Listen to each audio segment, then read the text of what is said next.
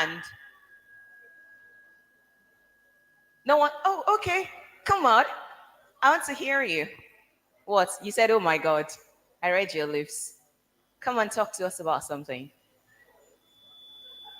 So you would tell us the year you attended. Of course, you start with your name. You tell us the year you attended and, just something that you're looking forward to this time, and then you have something for them.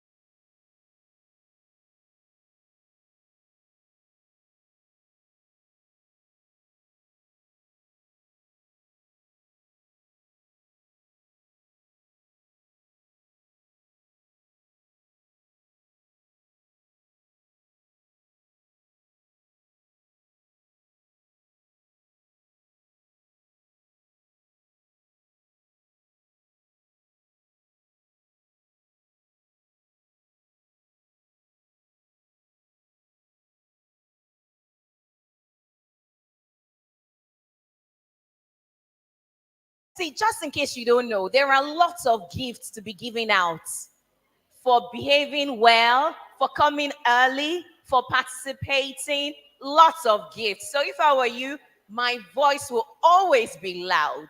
So that said, we're ready for the national anthem. I need just one person who's going to lead us. Okay, now, another thing I need to let you know is that we don't want a situation where you want to participate and you raise your hand or you're running to the front and you're shouting, me, I. We don't want it. So simply raise your hand and we will call you. Is that fine? We're going to be good friends today. So who's going to lead us in the national anthem? Okay. Let me start with this side. You, come around. Is our media team ready for the national anthem? Are we good? Great. So you are going to stand here. Of course, we're not going to sing the national anthem on our seats, are we? Good. Let's rise to our feet as we sing the national anthem. 1, 2, go. Nigeria, we hail thee, our own dear native land. Though tribe and tongue may differ, in brotherhood we stand. Nigerians own and proud to serve our sovereign motherland. Our flag shall be a symbol that truth and justice reign. In peace or battle, honor and this we count as gain. To hang unto our children a banner without stain. O God of all creation, grant this our one request. Help us to build a nation where no man is oppressed. And so with peace and plenty, Nigeria may be blessed. Please put your hands together for her. And put your hands together for yourselves. You can have your seat, everyone.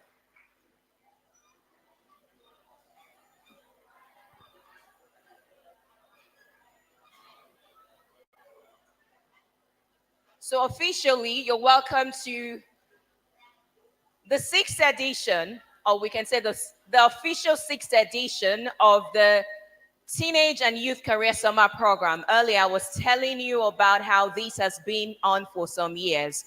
Officially, you're welcome to the 2024 edition. Now, before I go ahead, I can see some mouths moving and I can hear a lot of noise. Do we have bad boys and girls here? So, what happens to good girls and boys? They keep quiet, they listen. Today, we're expecting a lot of dignitaries and important personalities, people who you're going to be learning from. I'm sure you don't expect to learn from them while you're making noise. And I'm sure you don't want to give them a wrong signal that you lack decorum. So please, to the best of your ability, make sure that you listen in silence. And if there is a need for you to raise your hand, you simply raise your hand and you will get the attention that you need. Do we have a deal? That is cold. Do we have a deal? Great. Thank you for coming here. My name is Oluwaseun Olusegun, and it's a pleasure to be your host for this edition, the 2024 edition of the Teenage Career Summer Program. So earlier I told you that this has been on for years. It started in 2019. This career, it started as FOCAD Global Concept Career Summer in 2019. And then a year after, COVID happened and we were not able to have that. But then comes 2021, we had the um, virtual career summer program in 2021 in August, and then we move on to having the physical one in December 2021. Then in 2022, it got even bigger. We were able to have over 8,000 participants, both virtually and physically, and that was done in partnership with His Royal Majesty Oba Dr. Folarin Ogunsanwo, that's the Alara of Ilara Kingdom. That was held at Ekpe. So over the years, it's gotten bigger and better. Then there was last year, 2023, where it was so amazing that we even had a tech career summer program that ran on for a month where a number of people participated. So it was just beyond them coming to hear from speakers. They had the opportunity to also get themselves acquainted with technology. And here we are at the 2024 edition of the Focus Teens Foundation. So it's no longer the Teenage Career Summer Program. It's now the Teenage and Youth Career Summer Program. Can we put your hands together for that? So I need you to welcome the person beside you again officially to the Focus Teens Foundation Teenage and Career Summer Program. Welcome the person beside you. Welcome. All right, just some quick information before we get started officially because we're not going to waste time today. Now, in case of any emergency, which we hope there wouldn't be, but please, let's, to the best of our ability, maintain decorum. If we need to go through an exit, right there, the one that we came through, so just file through there and make sure you listen to instructions. We have lots of instructors around. So please make sure that you listen to instructions and just walk through the exits. Now, for those who are looking to use the restroom, we have the restroom outside. Once you go through the second exit, to your left, you're going to see the beautiful painted building. And you have the one that you come across first, that is for the female, and the one behind it's for the male. So if you're going to use the restroom, I don't expect 20 people to use the restroom at once. So I think about 5, you use the restroom and then you exit. You don't mess up the place. So it's also important to know that when we have those who will attend to us in case of first aid, we will let you know that. And then remember that we said that there might be gifts. In fact, not there might be, there will be gifts. We're going to have gifts to people, especially those who come early. So each of these days, the first 20 participants to get to the venue, we're going to have gifts for them. Is somebody excited about that? Yeah, that excites. I can feel it. Is somebody excited about that? Good. And on some days, we can extend that generosity to about 30 to 50 of the participants. So it's important that when you come, if you're the first at the venue, you write and then you pass it on to those who have come after you. The first 20 will get gifts. So in addition to that, there will also be the need for you to write reports because everything that you learn every day needs to be documented. And it will be part of those that will help, the things that will help your report writing skills. So each day, after you have listened to everything that you have listened to, make sure you do what? You do what? You write reports. You write reports. That is very important. And when you do that, it is expected that you submit to your instructors. You will get further information of that. Today, how many days do we have the Career Summer program for? I can't hear you. How many days do we have the Career Summer program for? Good. For today is going to be a very packed session. We're going to have lots of dignitaries. We'll have personalities who are not just thriving in their fields, but they've had extensive years. For 10 years, 20 years, over 30 years, they've practiced and gone ahead of you. So some of you, you want to be doctors. How many people want to be doctors? Okay. How many people want to be lawyers? How many people want to be accountants? How many people want to be makeup artists? How many people want to be bespoke tailors? Some of you have no idea of some of these careers, which is why we have this Career Summer program. It's not just doctors and engineers and lawyers. We have other careers that will earn you lots of money and recognition. So you're going to get educated on that. And it's important for us to give honor to whom honor is due. So as part of those that will be expecting and will be our special guests for today, we will be expecting the presence of His Imperial Majesty, Oba Adeyeye Enitan Ogunwusi. That is the Ojaja II, that's the Oni of Ife. As part of our expected dignitaries for today. Thank you. We'll be expecting the presence of the First Lady of the Center of Excellence, that is Dr. Claudia Ibijoke Sanwo-Olu. So as I call the names, please keep coming with the applause as I call the names of our special dignitaries for today and some of who are already here. Just keep the round of applause coming. Do we have a deal? Good. Mr. Segun Akintemi, CEO, Page International Services Limited. Mrs. Odiri Ogini, CEO, United Capital Assets Management Limited. We have the presence of the Honorable Commissioner, Ministry of Youth and Social Development, Mr. Mobolaji Ogunlende. We have Mr. Babalola El Imam, that will be a first aid and emergency trainer.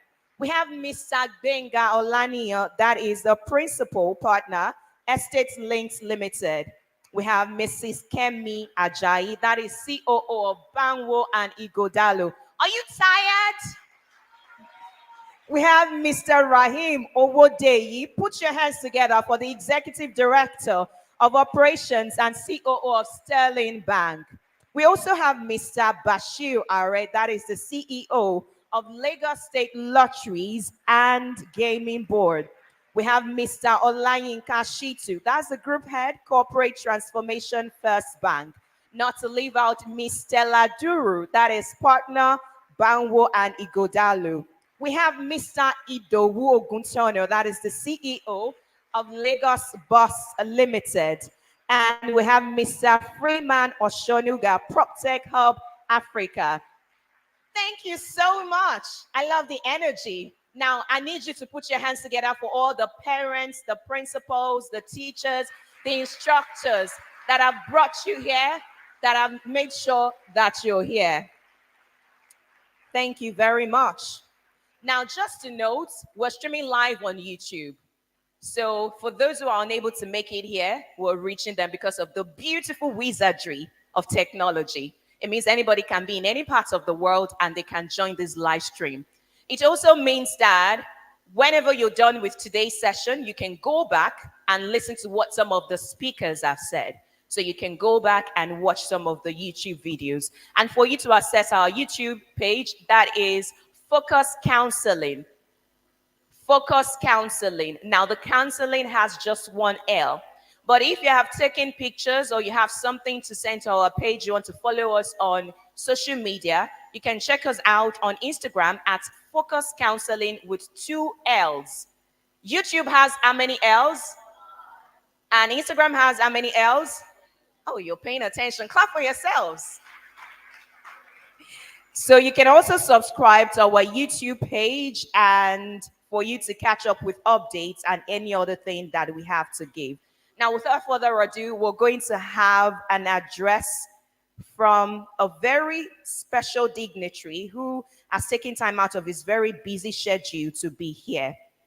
And I am referring to a driven and accomplished professional with extensive international experience and has served as a special advisor on special duties and intergovernmental relations to the Lagos State Governor, that is Mr. Babajide Olushola Sanwo-Olu. This man that I will call up soon has held key roles such as head of operations for Europe, Middle East, and Africa at Owando Trading, which is a subsidiary of Owando PLC. Before he joined Owando, he contributed significantly at Halliburton Inc. in the United States of America and also the United Kingdom.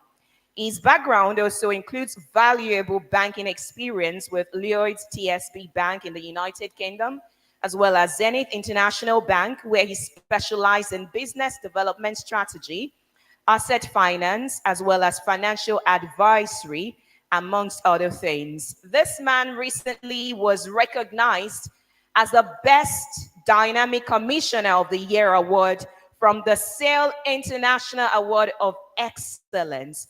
So please put your hands together, boys and girls. A resounding round of applause for the Honorable Commissioner of the Ministry of Youth and Social Development, Lagos State, Mr. Mobolaji Ogunlende, as he gives us a goodwill message. Thank you.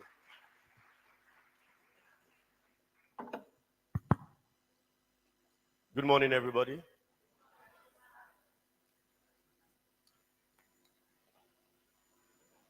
Let me start by recognizing all our special guests that have been invited this morning. We thank you for taking time out of your busy schedule to be here. To the students, how are you doing? Before we start, can we please give a round of applause to your teachers and parents, please?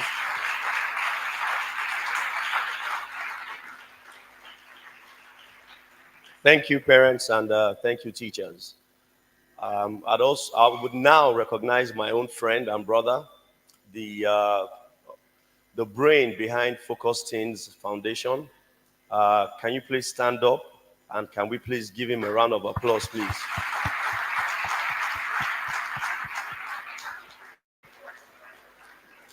Well, it's fine. They are standing up and they are clapping for you. It's fine. Thank you very much for please have a seat. Thank you very much for putting this together. Thank you for inviting me. And I'm glad and I'm happy that I was able to make it this morning despite my busy schedule. Many thanks to your entire team. If you are here listening to me, very well done. We thank you for what you're doing. We thank you for taking time out and the personal sacrifice that you're making for these teenagers. To the teenagers, I have been introduced, but I'll also introduce myself again. My name is Mobolaji Abubakri Ogulende. I am your Commissioner for Youth and Social Development in Lagos State. Thank you. My job this morning is very, very simple and very easy. I'm supposed to give a welcome address or a keynote address to kickstart into the event that is going to happen over the next couple of days. And to do that, I'll do a simple exercise, right? Over the next couple of days, a lot of things are going to be said. You're going to learn a lot of things. A lot of people are going to come in front of you to say so many things. The only thing that we need from you is for you to pay attention. Is for you to what? And you have to pay attention from the beginning to the end. Are you with me? You have to pay attention from the beginning to the end. So to kickstart you into this event, I want somebody to come here and take this microphone and tell me her name.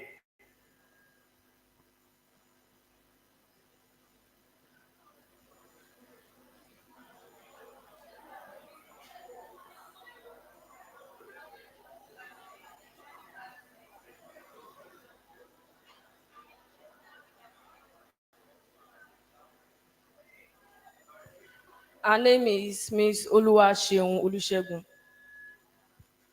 Is that your name? That's your name. Wait. Wait, come.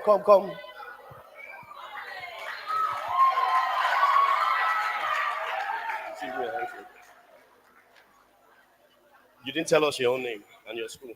My name is Afose Esther Bosede, and I'm from Dairy Farm Senior Secondary School.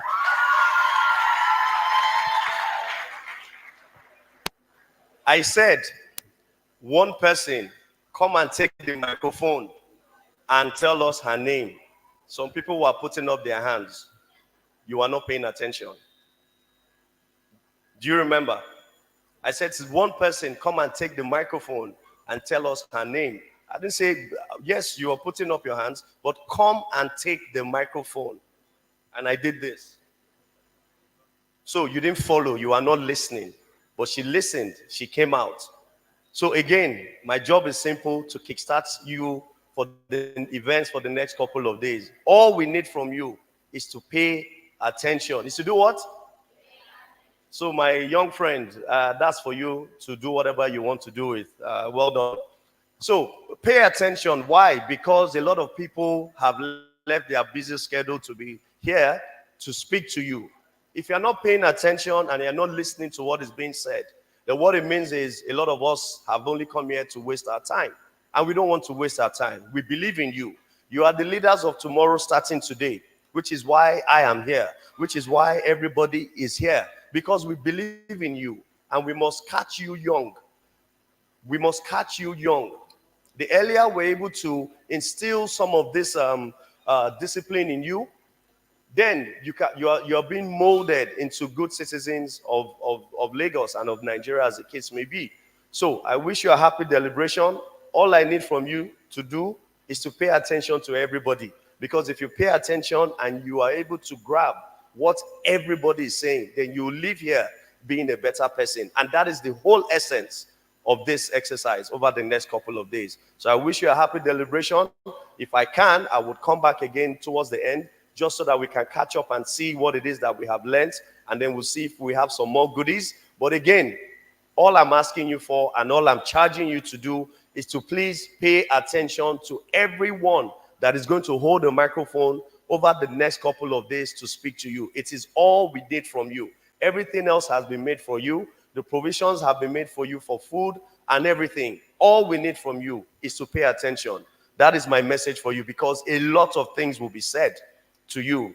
Thank you very much, and God bless you all.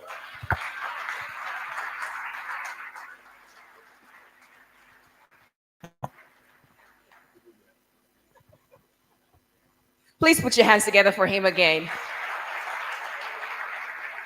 If you are the Honorable Commissioner of Youth and Development in Lagos State, the commercial hub of West Africa, and you have the time to be here, it means a lot, because there is so much on his table. So that round of applause is not doing justice. Put your hands together. Thank you very much. Now, before we go on, there is something we need to do. How many people love the ambience this morning? You love the hall. You love what you're seeing around, how it's colorful, the design. You do, right? Now, this event didn't just happen. There were a number of things, people, money, that have gone into the success of this event. So, we want to say a big thank you to the people who have made this event a success? Because we know it's a success already, right? I don't like this. I like energy. This event is a success, right? Good.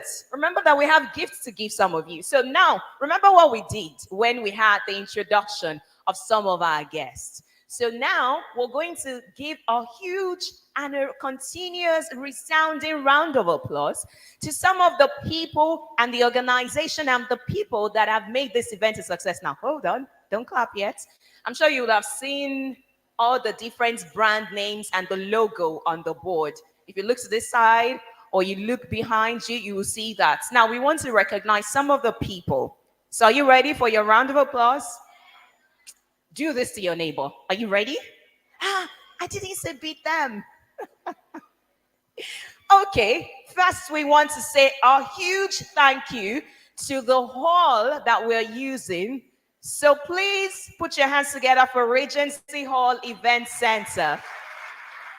You have the Lagos State Ministry of Education, Lagos State Ministry of Youth and Social Development, Lagos State Ministry of Environment, Lagos State Parking Authority, Lagos State Lotteries and Gaming Authority, Domestic and Sexual Violence Agency, Terra Developers, Banwo and Igodalo, Wema Bank PLC, Rights Foods PLC, Flour Mill Nigeria PLC, Decor by Fortula, GGI Media, Lagos Bus Services Limited, Pan African Towers, Alvaro Energy, Bamiye Consulting, Ofada Hub, Dell Technologies, VFD Group, Njikota Foundation, Workforce Group, Nigerian Air Force, Prince Flavor, Extreme Clothing, and importantly, Zovaya Limited. Put your hands together.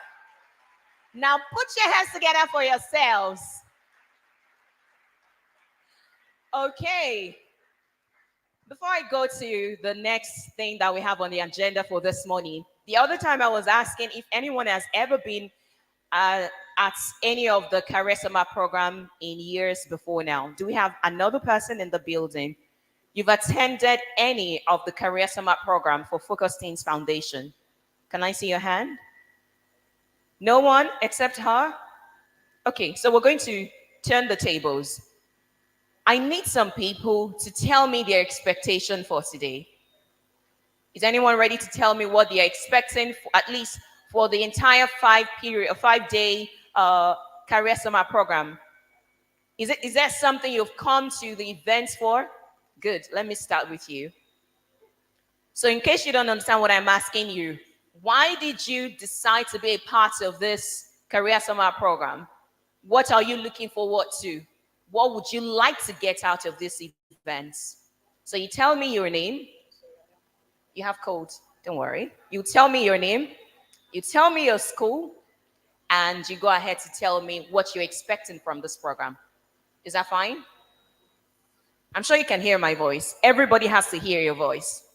Now, in case you don't understand what I am doing, this is part of the skill that you need right now. It's called public speaking. So if you look at people and you're scared, you're worried, you're nervous, you feel like you're going to cry, don't worry. You can improve on that. So any chance that you get to come out here and practice your public speaking skills, make sure you're not nervous or shy about it. So let's go. Good day, everyone. Good day, everyone. My name is Wahab Aziz. I'm from Agidingbi Senior Grammar School. When I heard that we are coming for a program, career program, I was like, career program, summer program. I expect that in this program, they will enlighten us on more that being young, you have a talent in you. They'll tell the youngs out here that there's talent to you. No talent is wasted. That's why I came to this program.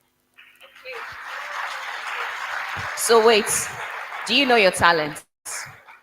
What's your talent?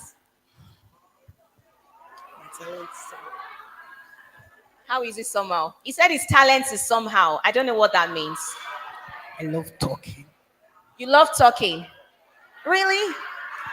Wait, wait. I love talking. That's why I'm here. I can talk from morning till night.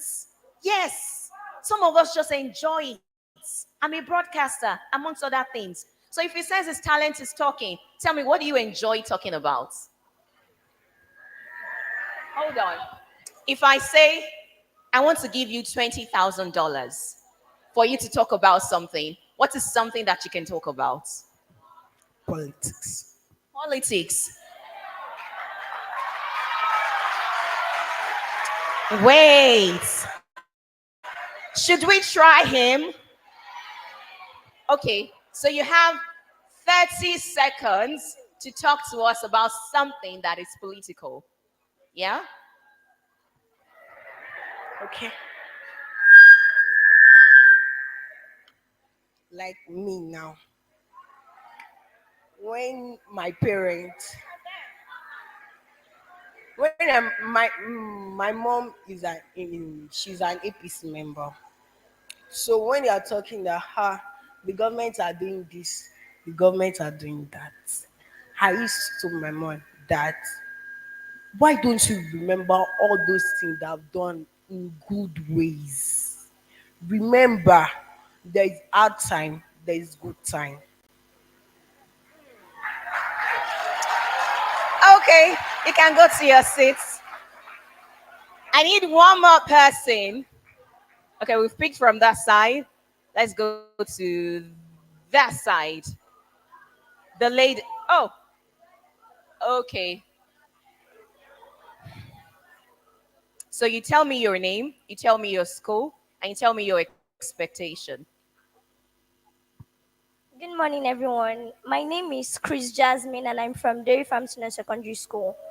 And for this organization and this program, I'm expecting to see big dignitaries of especially my profession because it's not really popular in a country like ours.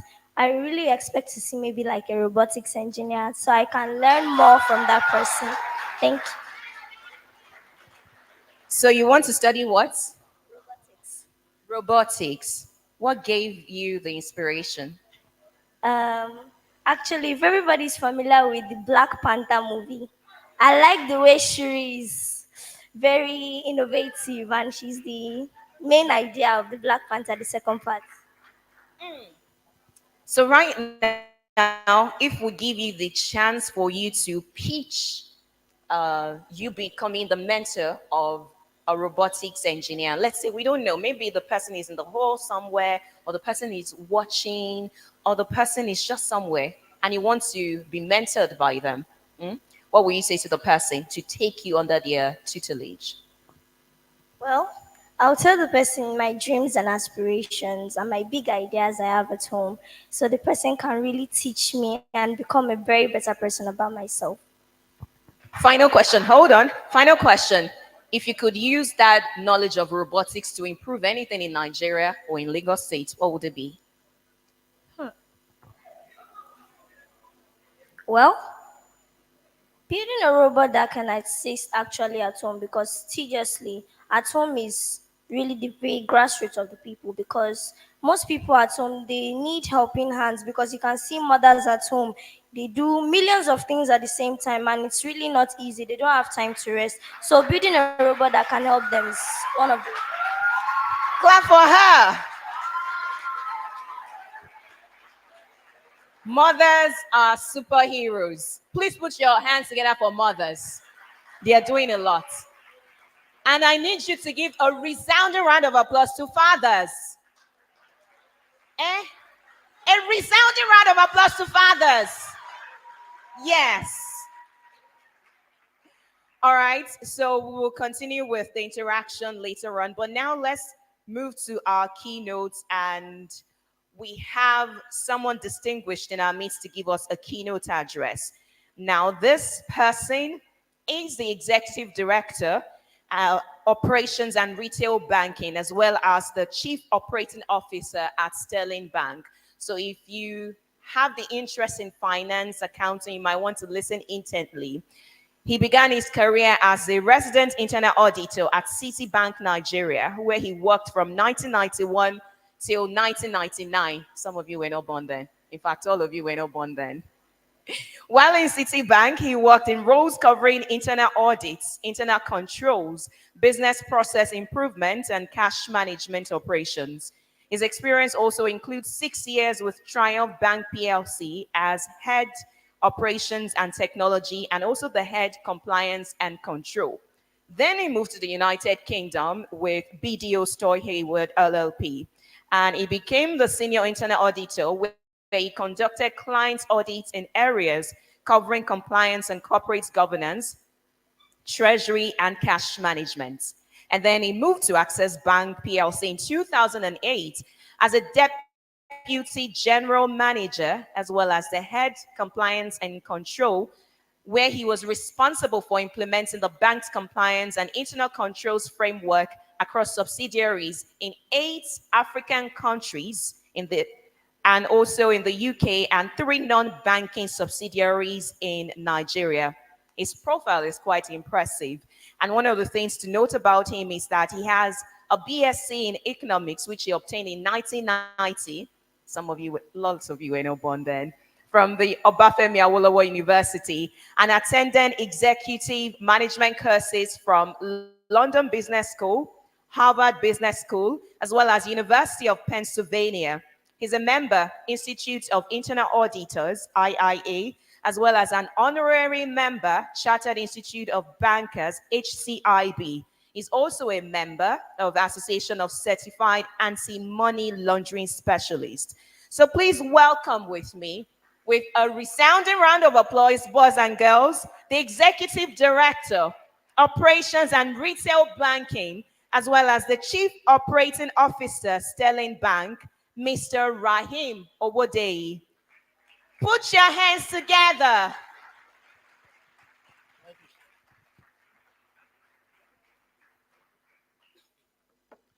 Good morning. Good morning. I think when the Honorable Commissioner was speaking earlier, he did ask that we should acknowledge the incredible work that the organizers have done for this.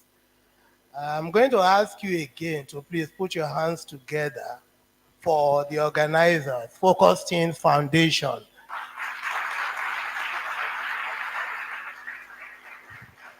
And let me tell you precisely why I'm insisting that you do so. I believe I graduated 35 years ago or 34 years ago. So long ago, I've forgotten.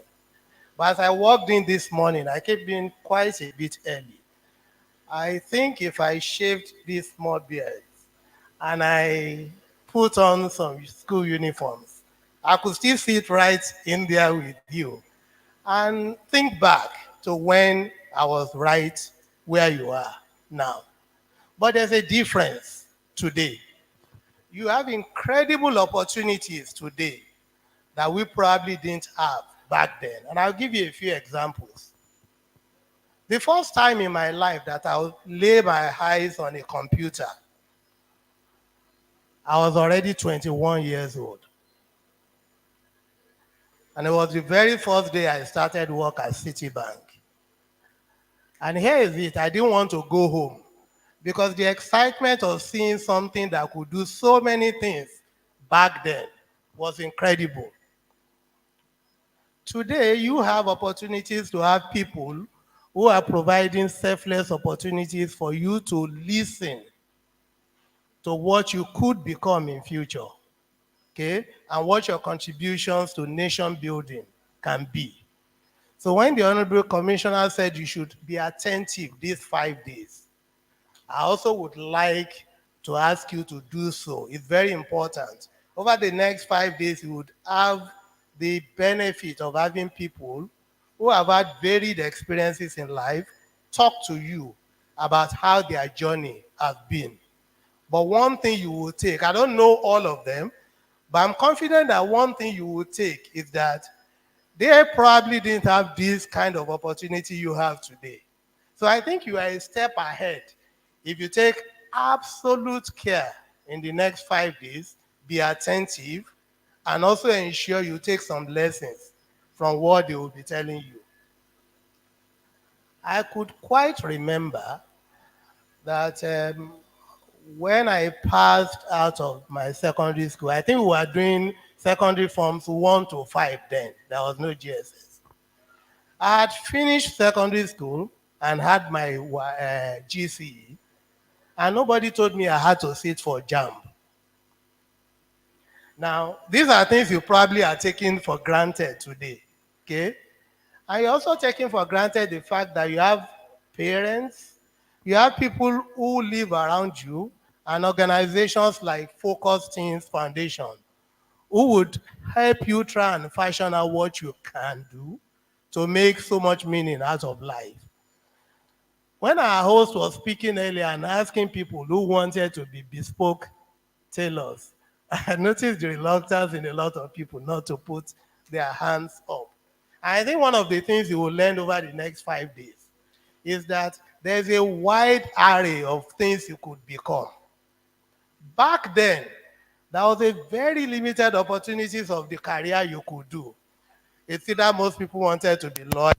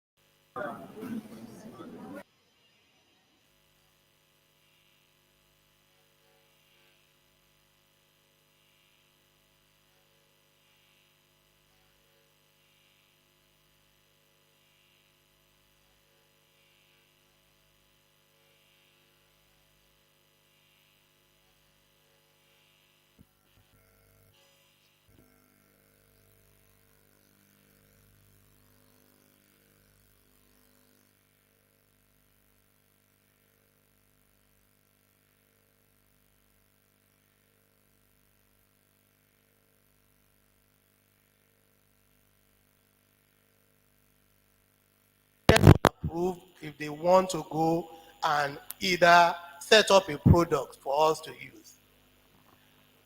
And they entered and said they wanted us to start giving loans to people on social media. Now, there was a way I looked at the two of them and said, are these guys okay? Okay?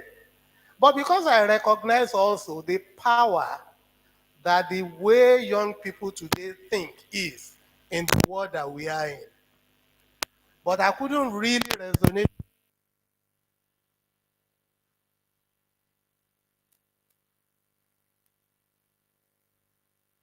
I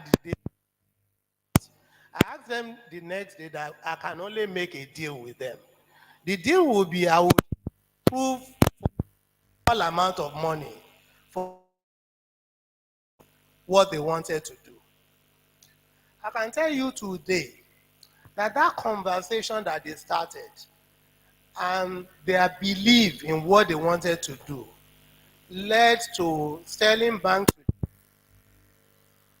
institutions that digitize granting of loans, such that today we could grant you a retail loan in less than. Now, perhaps if we didn't listen to them when they came up with the proposition, we will still want to be giving loans the way we were taught when we started our own banking. That means you must bring lorry loads of documents before I can give you loans. But the other thing they taught me particularly was that the people that we were used to giving credits to were people that you needed to know very well, and you need to know them person to person. But despite that, most of them still don't pay. But they promised me something that day, that the people that young persons have become today on social media is such that they consider their identity on social media as more important than the identity card or passport that you all hold. And they promised me then that if we give them that money, that the number of people who will default on their loans will be significantly lower than the experience that we have. And today, their word has run through. I'm telling you this to let you know that the word today is for you to lead. And for you to lead the world, there's one other thing you must have. You must be fearless. Absolutely fearless. If I go back to the example I gave you, I know colleagues of mine who wouldn't want to bring the opportunity or the idea that those two young guys brought to me. And it's simply because there's some, I would call it eye service, not fear, that traditional people have about speaking to people who hold titles. Okay? But I see that young people are very fearless when it comes to standing for themselves and expressing what they want. And if there's one thing you also have to learn today, is the fact that whatever you do not fear anything. Of course, apart from our creator and your parents, and you need to respect them.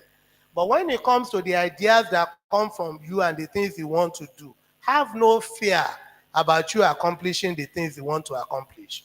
And if there are people who need to help you through that journey, then you must ensure that you follow through. I also told you something. One of the other things you have to learn is the power of speaking. And for me, I say either public speaking like this, or even you being able to express yourself. They're also important for you as you want to develop whatever it is that you want to become. And I like to close with saying this to you. I come from a generation where you probably need to work like 25, 30 years for you to start becoming so influential and known in your work. What we desire and we want for you is for you to spend a minute amount of that period for you to be significant. Okay? So you don't need to spend 25 years to be relevant. Most of you here, by God's grace, will be very relevant in 2 to 3 years when you start doing things that you truly believe in. Because like I said, the opportunities for you to grow are there. But please remember, for whatever you need to do, you need to be dedicated and take responsibilities for your own actions. And don't also forget, be fearless in anything you do. I continue mentioning fearless because although the host didn't tell you, I also see it on the board of one of your sponsors, Right Foods Limited. And I'm sure you know, one of Right Foods' flagship products is Fearless Energy Drink. I'm sure some of you see it, okay? The lesson from Right Foods for me also is this. For those of you who are familiar with the Biggie brand of drinks, you see various brands of Biggie products. I can also tell you today, each of those flavors of Biggie that you see were not started by the senior people in Right Foods. They were flavors that very, very young people, some of them as young as 10, propositioned to the board of Right Foods for them to bring into the market. So when you see that Biggie has like 10 different products today, it's young people like yourselves who propositioned Biggie to say, why don't you try this mixture? Why don't you try this flavor? And they believe that the market will be there. And one of the reasons Biggie has come on to become successful and is taking market share from the people you used to know as leaders is simply this. Biggie believes that those who should determine how it moves ahead are the young people like you. Because you hold the entire market for anything anybody wants to sell in Nigeria today. Whether it is banking, whether it is what we call fast-moving consumer goods, the power of developing and making those things successful is in your hand. So don't forget the things I'm leaving you with, okay? Be very fearless about what you want to do. Be attentive in these next 5 days, like the commissioner too has said. Take responsibilities from today for the things you want to do and be dedicated about it. And please always know that whatever it is you want to do, you can always walk into any room and demand for the things that you need to do with it. I wish you the very best over the next 5 days, and may God be with you all.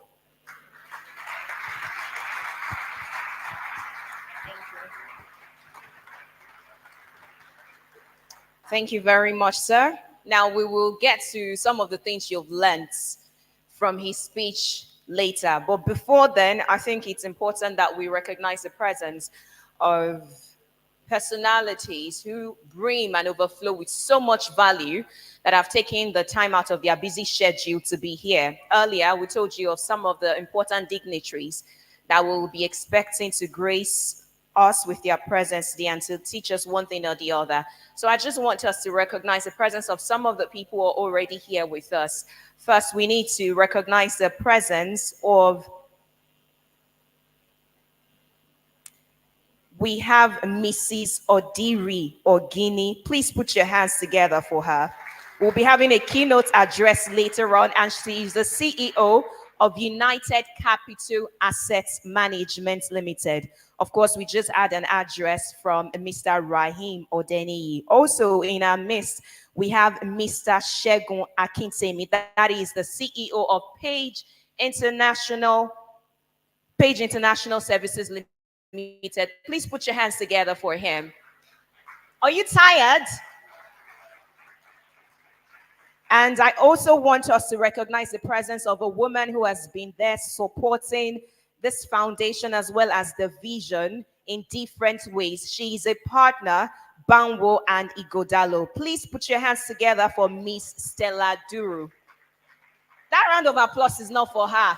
It's not for any of our guests. Thank you. And there is no way we're going to continue with this program if we do not recognize the presence of a woman who has been the backbone of the convener. For us to have this program year in, year out, consistent, encouraging, and of course increasing its size is because there is a woman that has been giving our convener peace and encouraging him through the thick and the thin. So please put your hands together for a woman he calls his heartbeats all day, every day, Mrs. Karima El Imam Kazim. Please put your hands together for her.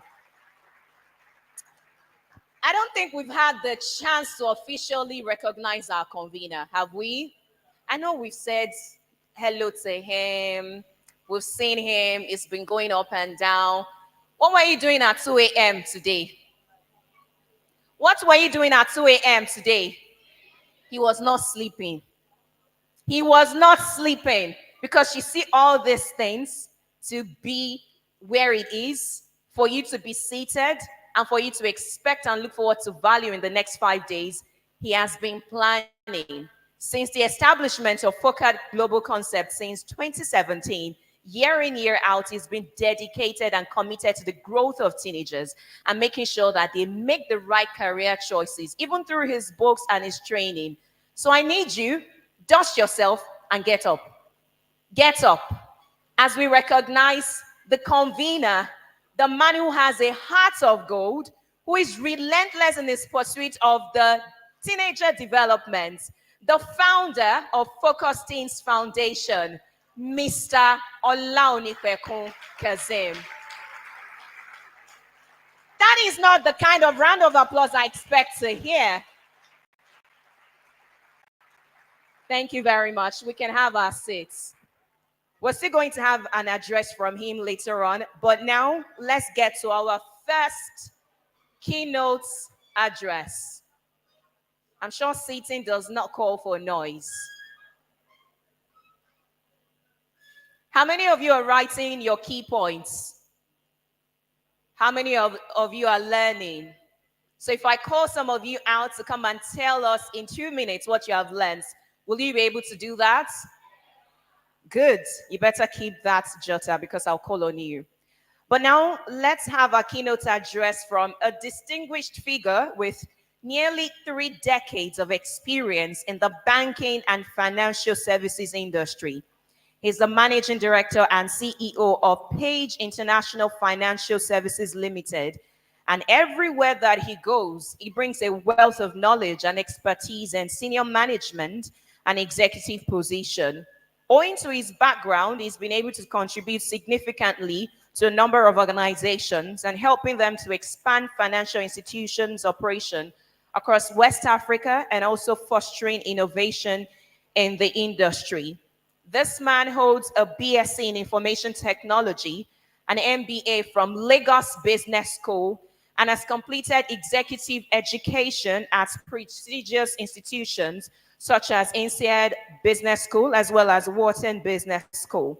So to share his insights, experiences, and also inspire you as you go on your career path, please make welcome to the Teenage Summer Program for 2024, Mr. Segun Akintemi.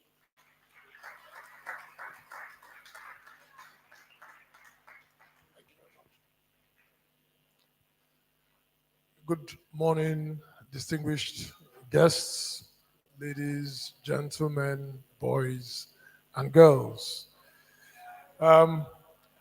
This is probably one of the first time I'm having the opportunity of addressing a large crowd of students, and because I'm used to addressing a lot of adults. Like the previous speaker said, I mean, there is a massive generational gap between our own generation. I left university in 1988, and the experience then, even compared to now, is very different. But I'd want to start by giving you two very cogent advices. The first is that as you go into this next few days, adopt two ways of taking notes. So from the beginning of your notebook, start taking notes of things you are learning. So start that from the beginning. Then you turn to the back. From the back, start jotting down things you want to do or things you want to execute. So the first one are the things you are learning, which you'd keep taking notes of. But from the rear, you start jotting down things you want to do, which are things you want to take as a practice. And I'm telling you this because I look back sometimes and I say that if I had adopted that from maybe even when I left school 35 years ago, it probably would have helped me much more. But you all have that opportunity today. So by the time you get home, when you are going through all the things, the notes you've written, then you now go back to those things you want to do or practicalize or execute. You are able to identify a lot of things you probably might have forgotten from the session, and you're able to actually execute them. So take note of that. Number two, I heard the young lady who wants to be a robotics engineer. And I'd commend you because it's not an area people pay attention to. But one of the things I would advise you to do is that whatever profession you want to go into or whatever you want to be in life, ensure that that profession adds value to people. And as such, you as an individual can make an impact on lives. If a profession is not value adding, and value adding is first value to whoever it is you're dealing with. So in everything you do, there must be value added. Those two things are very, very important. I did a speech, but I'll just probably run through a few things that are very important and you must take note of. The theme, as was rightly mentioned earlier, is being young is an asset. And you need to start realizing that as a youth, it is a major strength for you because it remains an opportunity to bring a fresh perspective into everything you do. Your orientation is totally different. Your thought process is totally different. And one of the things you must always do, we talked about being fearless earlier. It's about your ability to question the norm. You have a very big opportunity. I have a 20-year-old daughter who would look me in the face, maybe over the last 15 to 16 years, when she was probably 4. She'll look me in the face and tell me what she wants to do with no emotions, no fear of any threat. I had the opportunity of sitting down with my father, not before the age of probably 20 or 21, to even talk with him. But my 4-year-old daughter then could talk to me and actually talk to me, not even talk with me. She talks at me sometimes. So you have an opportunity, and that is your ability to question the norm. Don't believe everything should or must be status quo. So if you do not question the norm, you cannot drive the change that is required for even the economy of Nigeria to grow. So, one, you must be able to question the norm. And the norm being what is obtainable now. Because there's no reason why that change should not happen. Number two, you must focus on continuous learning. You know, I'm always very quick to tell my colleagues that a lot of people spend their time watching movie magic. And they will come back and tell you, oh, they are learning a lot from movie magic about how they are doing juju to one person or the other. And I say, what kind of intellectual learning is that giving you? But how many of you are able to watch Discovery? Or even taking a newspaper and trying to even read it? So there is so much learning staring at us from every corner of everywhere we find ourselves in. So you must continue to learn. The opportunities to learn is not from the classroom. What you learn in the classroom is actually very, very small. Your intellectual development are those things you learn from reading. If I ask you, how many of you are reading a book today? Maybe a few of you. And some of you even have access to phones. So meaning that you have the ability to download books and actually develop yourself. So your ability to learn is what determines how you succeed. And do not be deceived. Success is not driven by just hard work. Success is driven by smart work. So, and smart work is achieved based on your intellectual growth. Now, it does not mean you have to have an MSc and PhD and become a professor to be intellectually intelligent. It does not mean that at all. It's about self-development and pursuing your goals. Another very important issue is the fact that you have to uphold integrity. Do you know what integrity is? Do you know what integrity is? Can someone come and tell me what integrity is?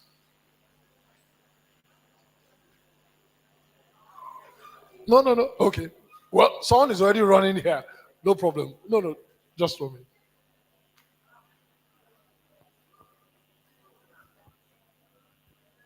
Good day, everyone. My name is Annie Mary Chinaza. I'm from Omole Junior Grammar School. Integrity can be defined as the act of doing the right thing at the right time. Thank you. Thank you very much. Very, very simple definition. Integrity is doing the right thing at the right time, at the right place, when no one is watching. So I just added those two. So it's not just about doing the right thing at the right time. It's about doing it at the right place and when no one is watching. So meaning you are not playing to the gallery. So integrity is what you must uphold. It is a responsibility. And you know, people say, oh, it was just a little lie. Every little lie is a patch of an explosion to come. Every little lie you tell, every act that questions your integrity that you pursue, even as a child, will be written against you. So uphold integrity. The next thing is about dreaming big. If you have a very myopic orientation to life, you cannot succeed. In being fearless, you must be able to take on challenges. So I talk about different levels of human pursuit. You know, people say some people are very reactive. Who are the reactive people? People that react based on what happens to them, right? That's what reactive means. Do you understand that? I don't want to talk above your head. Do you understand what reactive means? Right? Now, they also talk about people that are proactive. Who are proactive? Who are proactive people? Who can define proactive people? I think I'm talking above your head now. Come.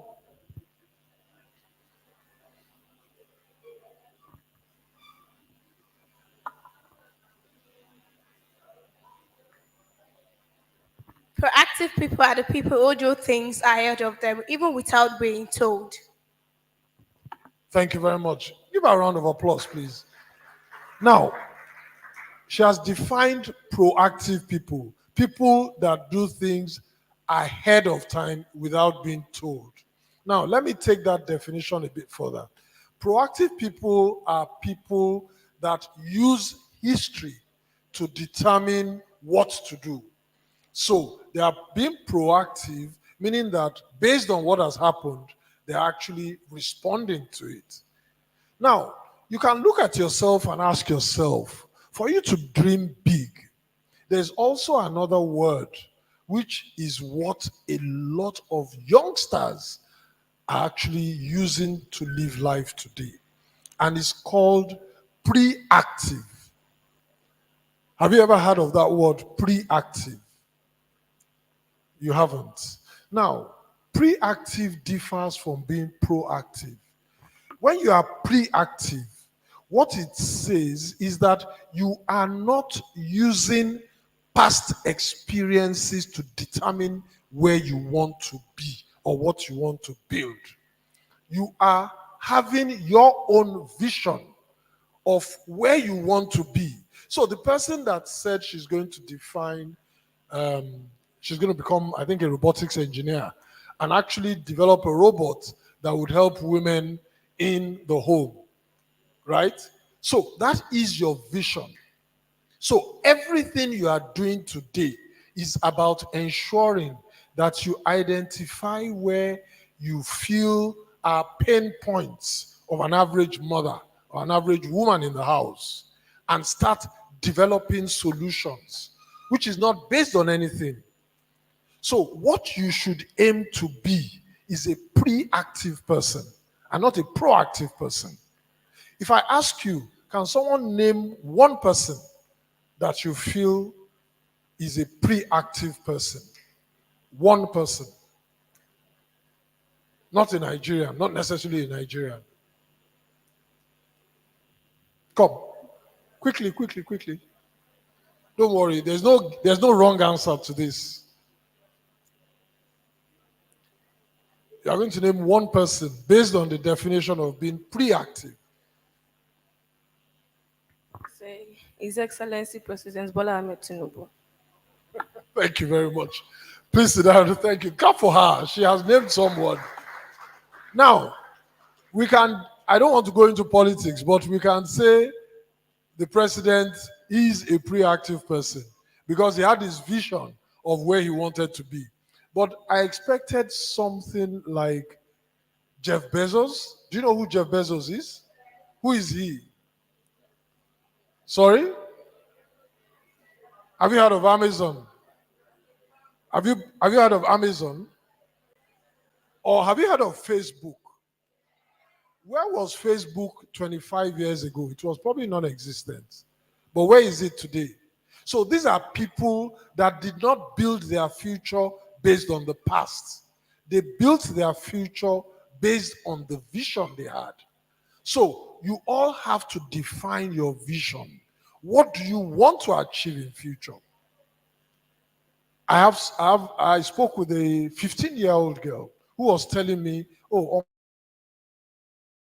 build the best salon in Lagos where women can come and sit, and while doing their hair, they each have a laptop or a palm top where they can be watching movies.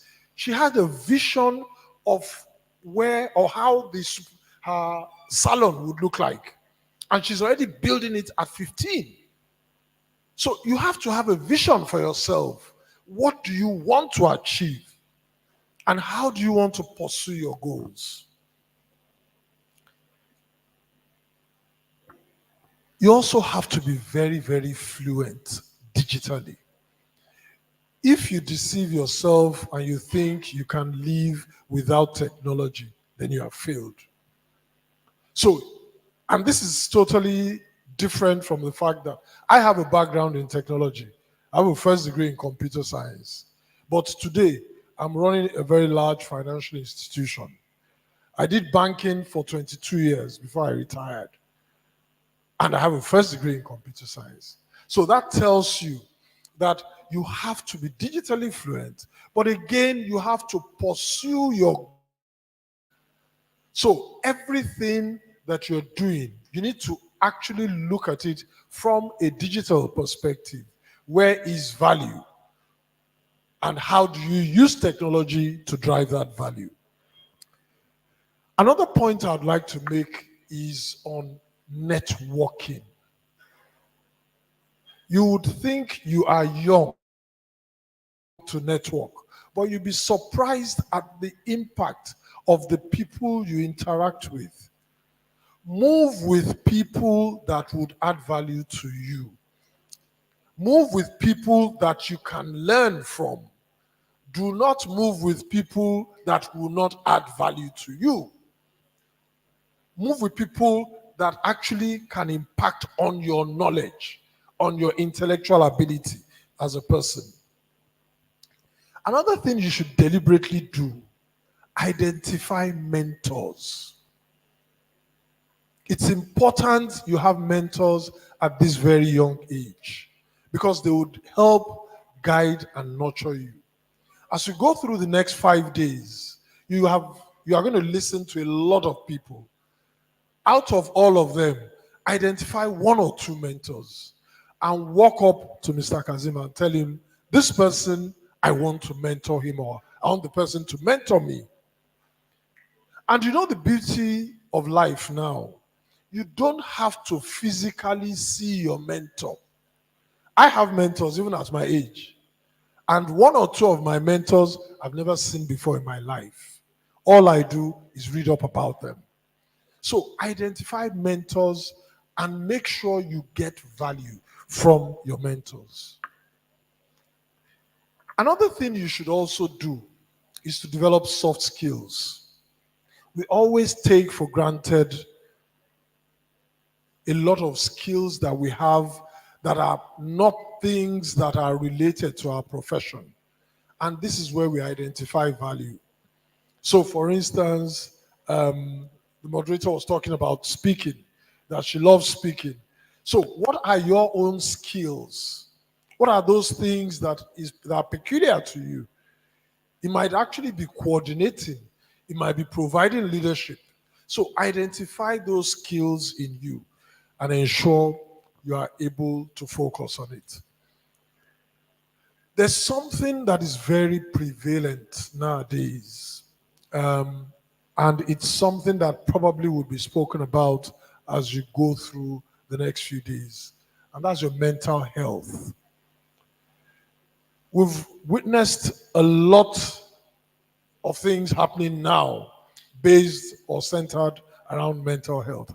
I'm not an expert, but one thing I can tell you for sure is that you must ensure you strike a balance in everything you do. And it's not so much about your age. If you don't strike a balance at your age today, you probably have more problem in the future. So you must ensure that your mental health at all times is not in any way compromised. We've talked earlier about taking risks. But one final thing I would also want to talk about is about ensuring that even at your age, you are able to touch lives. And how do you touch lives? A lot of us feel it is by giving people money or it is by helping people do things. No. At your age, you can even share a good word with somebody. If I ask you, how many of you had someone say good morning to him or her today? Raise up your hands. Today, did anybody say good morning to you? You didn't have anybody say good morning to you? No, raise up your hands. Did anybody say good morning to you? So you are very lucky. Do you know why? Over 60% of people don't have anyone to say good morning to them. And do you realize that just saying good morning to somebody is enough to actually give that person a lot of comfort? So be wise with your words, but use them well. Make sure you touch people's hearts. Don't open your mouth to use words that would kill people. Use words that would impact on people. I'm sure you know a lot of people are going through so much torture, so much pain today. So use your words and use good words and use them well. This is an opportunity for you. Maybe about 200, 300 of you in this room. A lot of students don't have this opportunity to have people to speak with them. You have this opportunity. You must ensure you take everything you learn today. And like I said, take it in, digest it, identify the words that you are going to use to develop yourself, the ones that you are going to act upon, and make sure you set a timetable for yourself in terms of how you are going to act and what you are going to do. Because these things would make an impact. You are going to learn from people's experiences, real life experiences, and you must ensure you derive value. On that note, I want to thank the organizers of this session again for inviting me, and I must say that I'm highly impressed. This is the first time I'm here. I'm highly impressed. I did not come with the ambition of being a sponsor, but with what I've seen, I think I would send my little donation towards the success of this program. Thank you very much.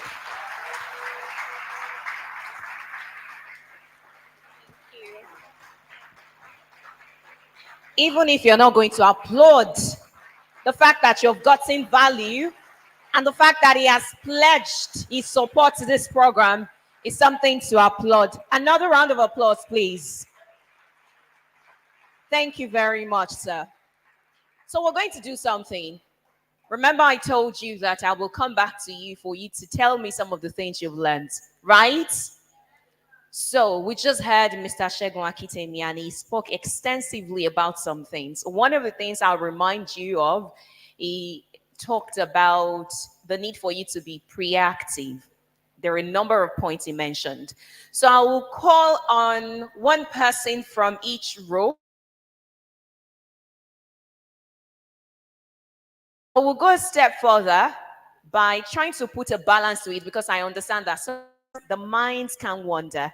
They can hear something else, or maybe they interpreted in their own way. So for those feedback, you will let me know if it is what you had in mind to say to them that you have gotten. So are we ready? Are you ready?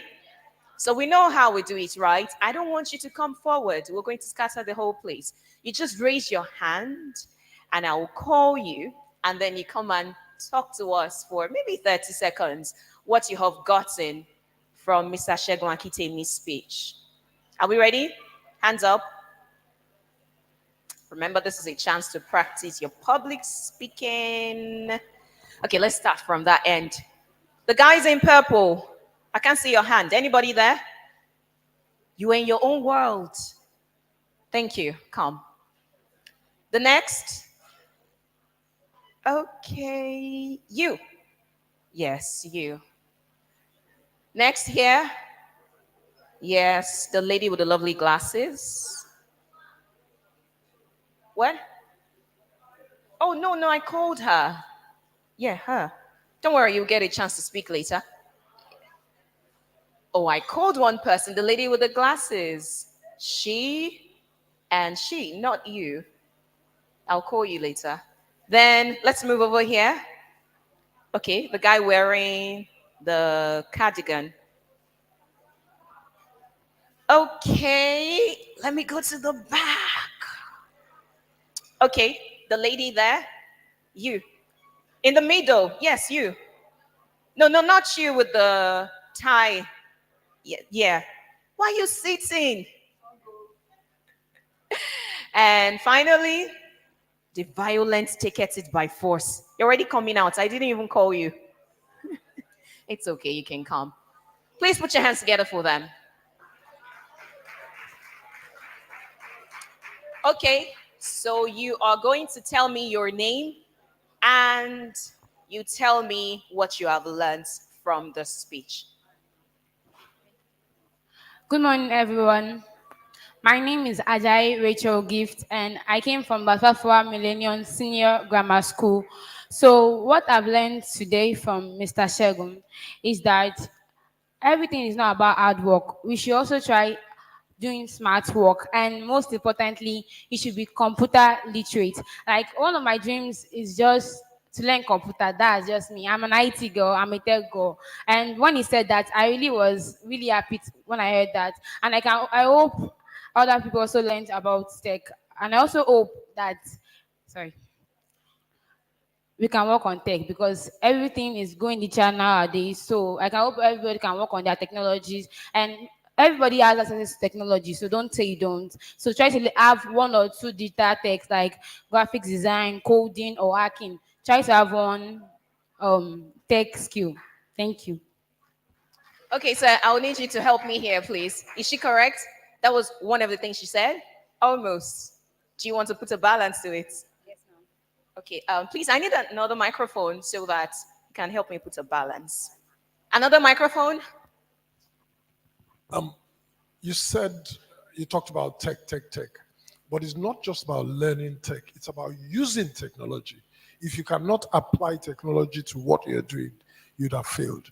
So you need to focus on the use of technology, not just acquiring the knowledge of technology. Hope that helps. Thank you. Thank you very much, sir. You can go back to your seat. I need another microphone here, please. Okay, so you let me know. Come up. We need to see your face. So you tell me your name, and you tell me your school, and you tell me what you've learned.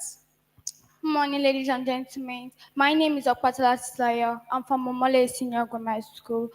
The part I learned was being proactive. You don't think about the background you came from, because I'll go to the part of religious part. Sorry to say, Pastor Iyedeboye didn't think about the past he came from, didn't think that he was poor, but look at where he's gotten today. He is known worldwide, but he has the anointing.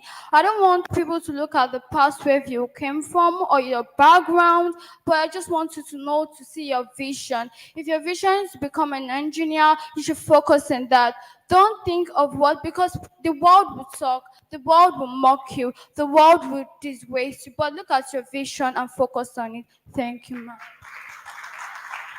She turned into a motivational speaker. Was she accurate?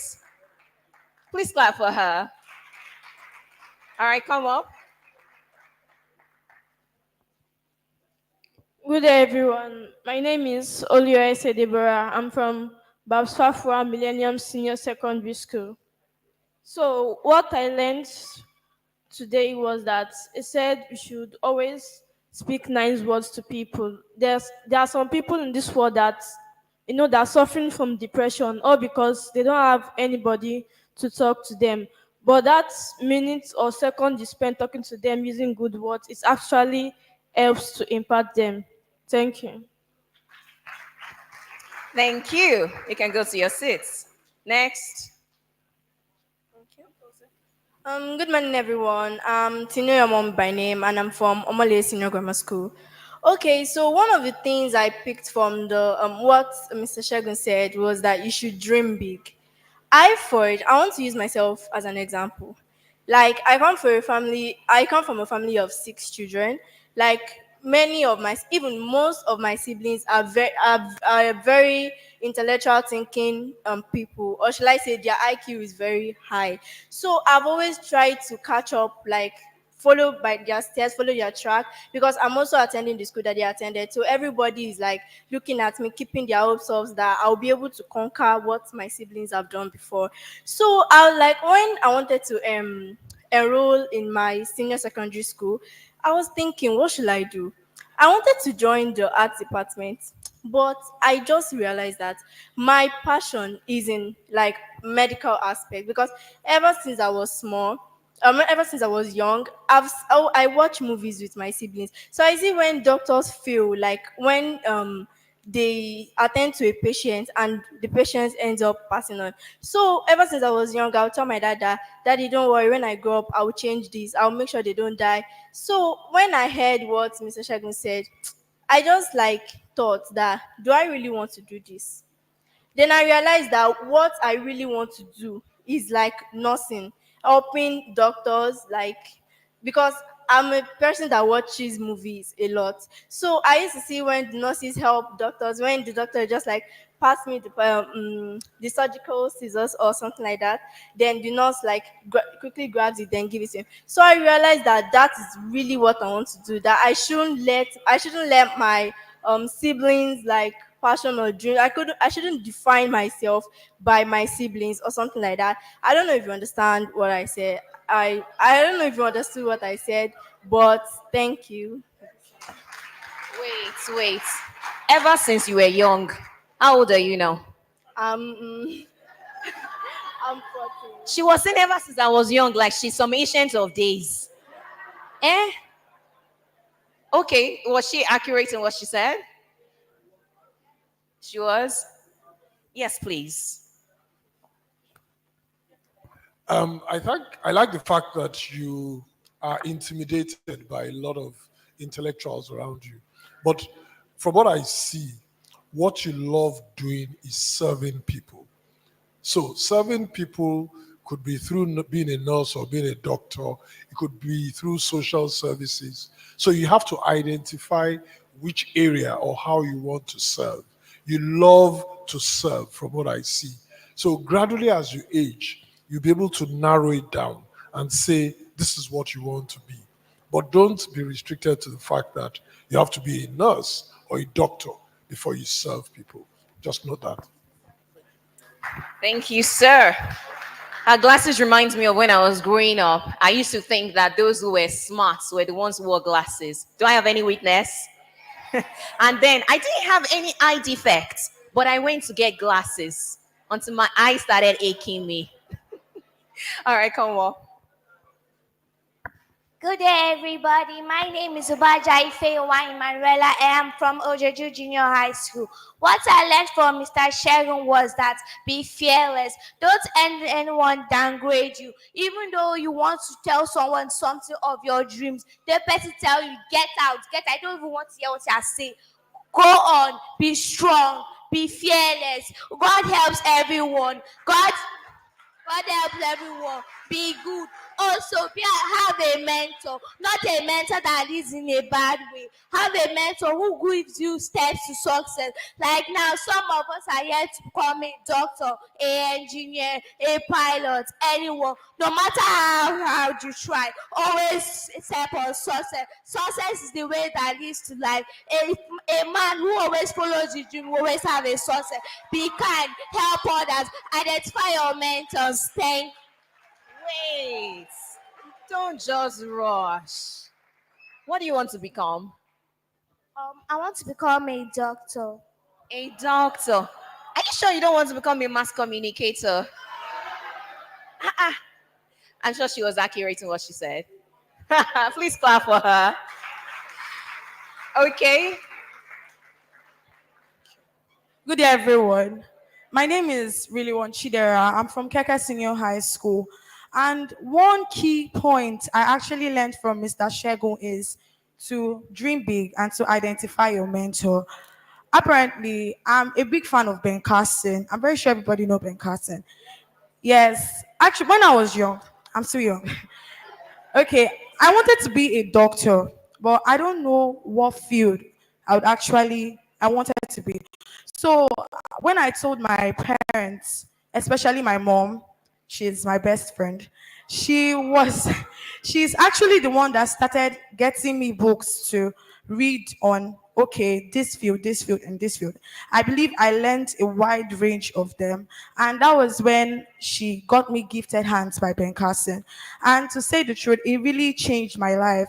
So when Mr. Shego actually mentioned about dreaming big, I was like, yes, I'm dreaming big, because I actually want to be a pediatric neurosurgeon. And I'm so happy about that fact, because my dream is to actually take care of children who have brain defects.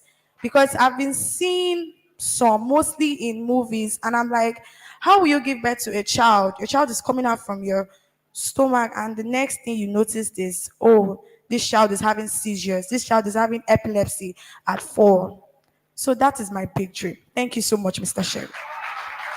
That is lovely, I guess. I don't know about others, but I'm sure a lot of people who read Ben Carson's book wanted to become doctors. I wanted to become a doctor at some point. Look at me now, doctor of microphone. No, we need to see your face. What's your name? My name is Ahmed Yasser, and I'm a student of Kingsmead College. There's one important thing that I wanted to point about what Mr. Shegun said, which is following your zeal. Now, I come from a family where most of my grandpa's children are doctors. Most of them are successful. Yeah, most of them are abroad. But at a young age, I discovered my love for computers. I started just typing them randomly, just doing a lot of things on them. And people were like, I should go into the field of IT. And that's what I want to do. Like, for instance, I want to study cybersecurity. I have passion and zeal for it. That's why I want to do it. People have told me that I should follow my dad's profession. I should be a medical doctor, but I said no. I said no. Please clap for him. Now, I don't know why you're making noise. Is there a problem? So, again, clap for him. And I think that follows what you mentioned about being fearless. Don't be afraid of questioning the norm. If everybody's going the path of medicine, you can decide what you want to be, right? Is there anything you'd like to add to that? All right, you can go back to your seats. Please put your hands together for everyone that has spoken today. Okay, for the last time, let's make sure there is silence in the hall. Are we together? Thank you. It's important that we recognize the dignitaries in our midst, the ones who have taken time, because this is a Monday morning and lots of people have things that they need to do. But like I mentioned earlier, there are people who are quite busy in their career, in their field, at work, in the offices, that have taken time to be here. And it's very important that we recognize them. And we have royalty in our midst.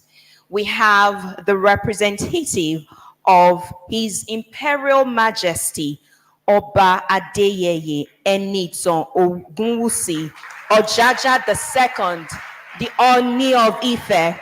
And gracing us with his royal presence this morning is His Imperial Majesty, Oba Mureno Adedini Adebanjo Asoya of Asoya, Ile-Ife. On your feet, please. On your feet, please. Thank you. Please put your hands together. Thank you.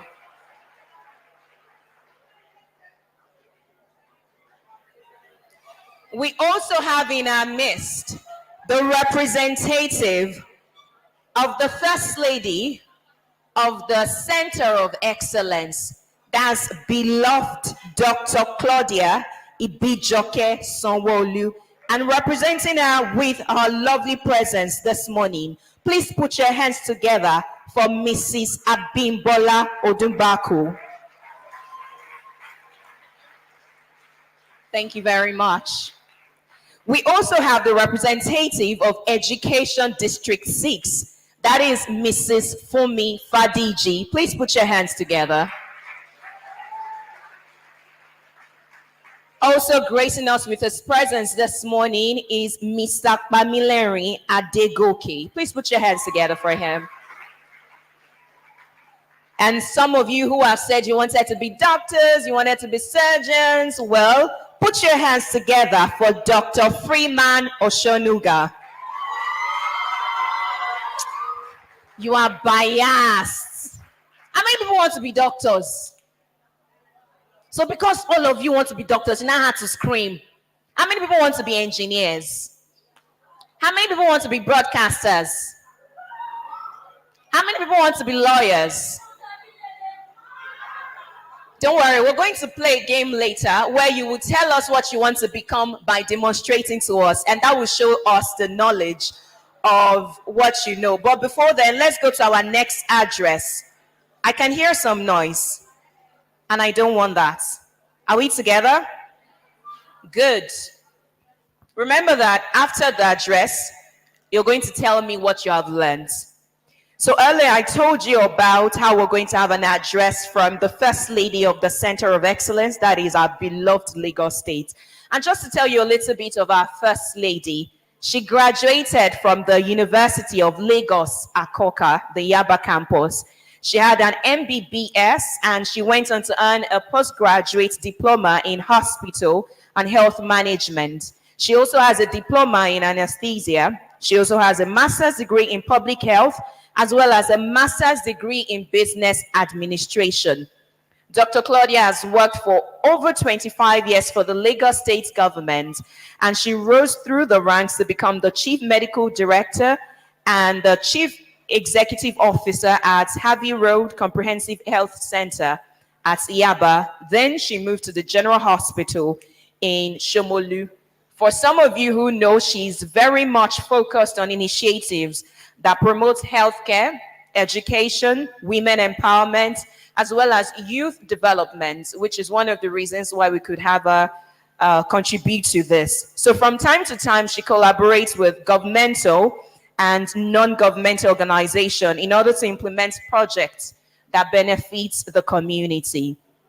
Of course, she's a mother of the day today, and representing her, please, with a resounding round of applause, put your hands together for Mrs. Abimbola Odumbaku.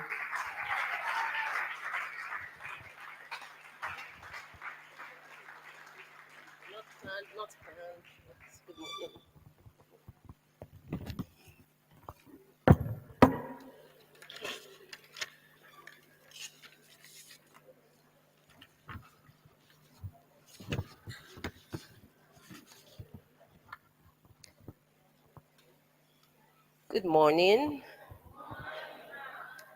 Good morning. Thank you.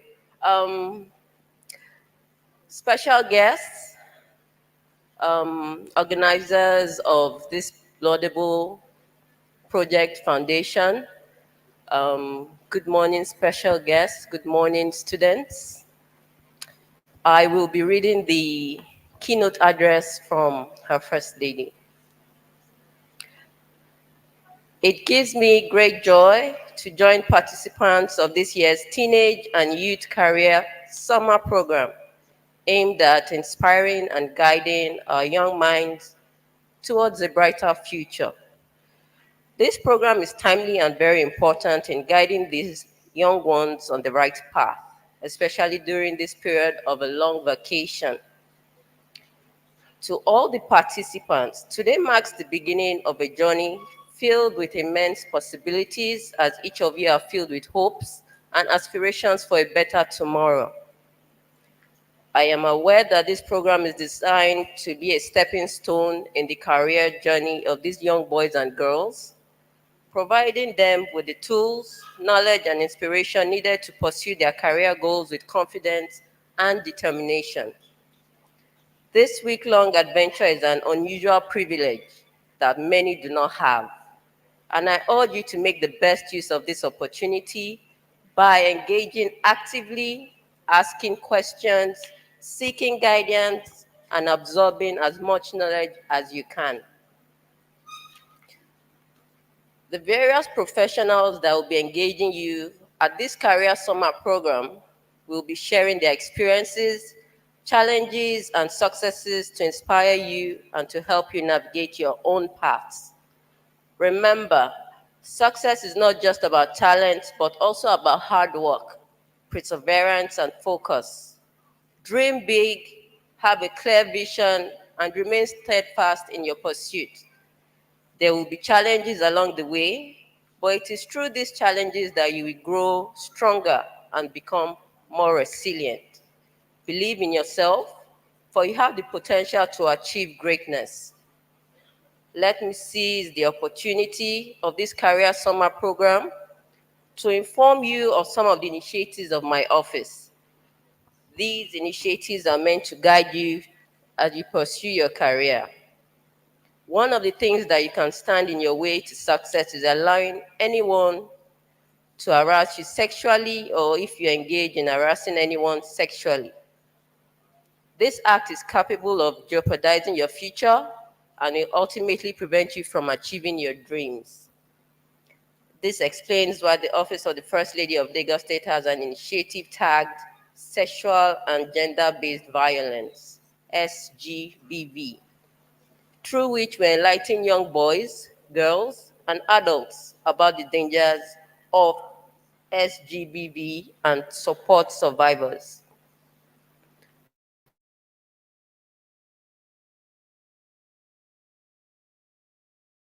Remains unwavering. Our position on SGBV is firmly rooted in the philosophy that women and girls, as well as men and boys, must be protected from these wicked acts. My office and I remain fully committed to the fight against SGBV because it is in our collective interest to involve a society free from the encumbrances of sexual violence and all forms of domestic violence. Kindly assist us in this fight by not keeping quiet when you see something. Don't be promptly reported for immediate intervention. Another important initiative from the office is tagged the Boy Child Project. The Boy Child Initiative assists in fostering greater understanding among the male gender, preparing them to be supportive and responsible future husbands, fathers, brothers, and citizens.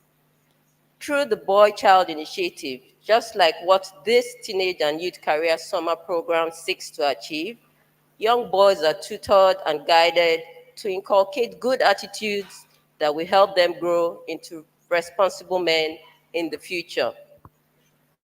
I will also not end this address without mentioning a project that is very dear to my heart. It is tagged War Against Drug Abuse. This project, being spearheaded by my office, requires the support of everyone in increasing our campaign messages and expanding their reach. More importantly, as students, you must be aware of the dangers involved in the use of drug abuse. Don't get abused drugs because it will cause physical, psychological, and mental damage to your body and deter you from achieving a promising future. Your family looks up to you. Don't let your parents down. As you go through this program, I want you to keep in mind that your future is in your hands. The choices you make, the efforts you put in, and the attitude you adopt will shape your destiny. You are the leaders of today and tomorrow, the innovators, the thinkers, and the doers who will shape our world. Let me use this opportunity to appreciate Focus Teens Foundation for organizing this transformative program. I acknowledge your remarkable efforts in shaping the perspective of the younger ones and putting them on an enviable pedestal. To all the participating students, I wish you all the best on this journey. May you leave here more inspired, more knowledgeable, and more determined to reach for the stars. Thank you all. Dr. Mrs. Claudiana Ibijoke Sonwolu, First Lady of Lagos State.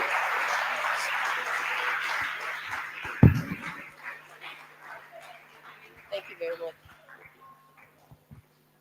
Please put your hands together for her.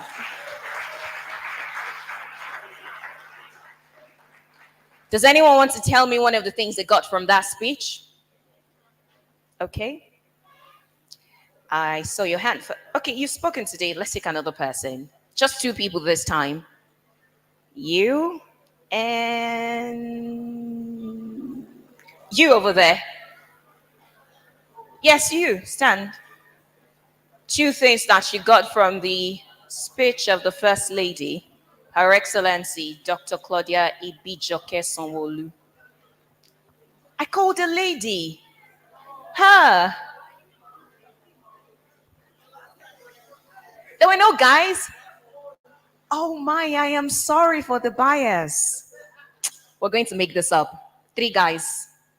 It's a fair world. Okay, you, come. Now you're going to make the speech short. Another guy? Okay, calm. One more guy. Come. Why are you laughing? It's going to be a young man. What you got from the address. Let's give the young man a chance first. You tell me your name as well. Good morning, everyone. My name is Ashra Shobowale.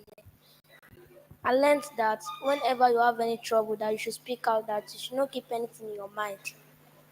Okay, that's fair enough. Clap for him. You can go to your seats. Like she said, if you see any form of harassment before it leads to sexual, inform someone.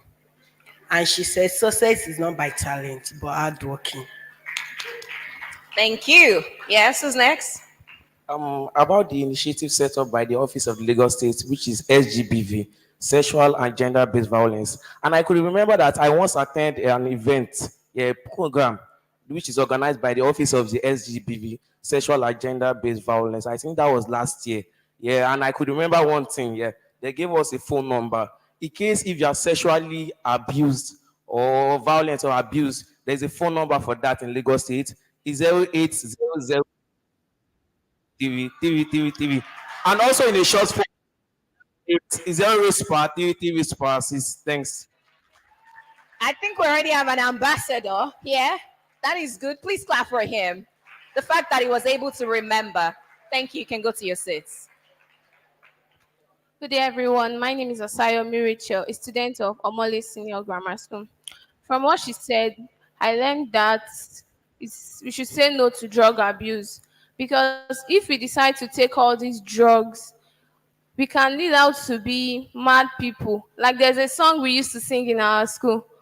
Ọmọ tó yẹ kó tún ìlú ṣe, ó ti yá wèrè, ó wá ní yaba left. So now, if you are taking those drugs, it can lead you to be mad, like being in yaba left, when you're supposed to be a leader or an ambassador. And so we don't want to disappoint our parents who sent us to school. Thank you. Well, we don't have mad people in Yaba left. We have people who are being taken care of for one form of mental situation, condition, or the other. So let's correct that. Once you're mad, you go to Yaba left, please. Thank you.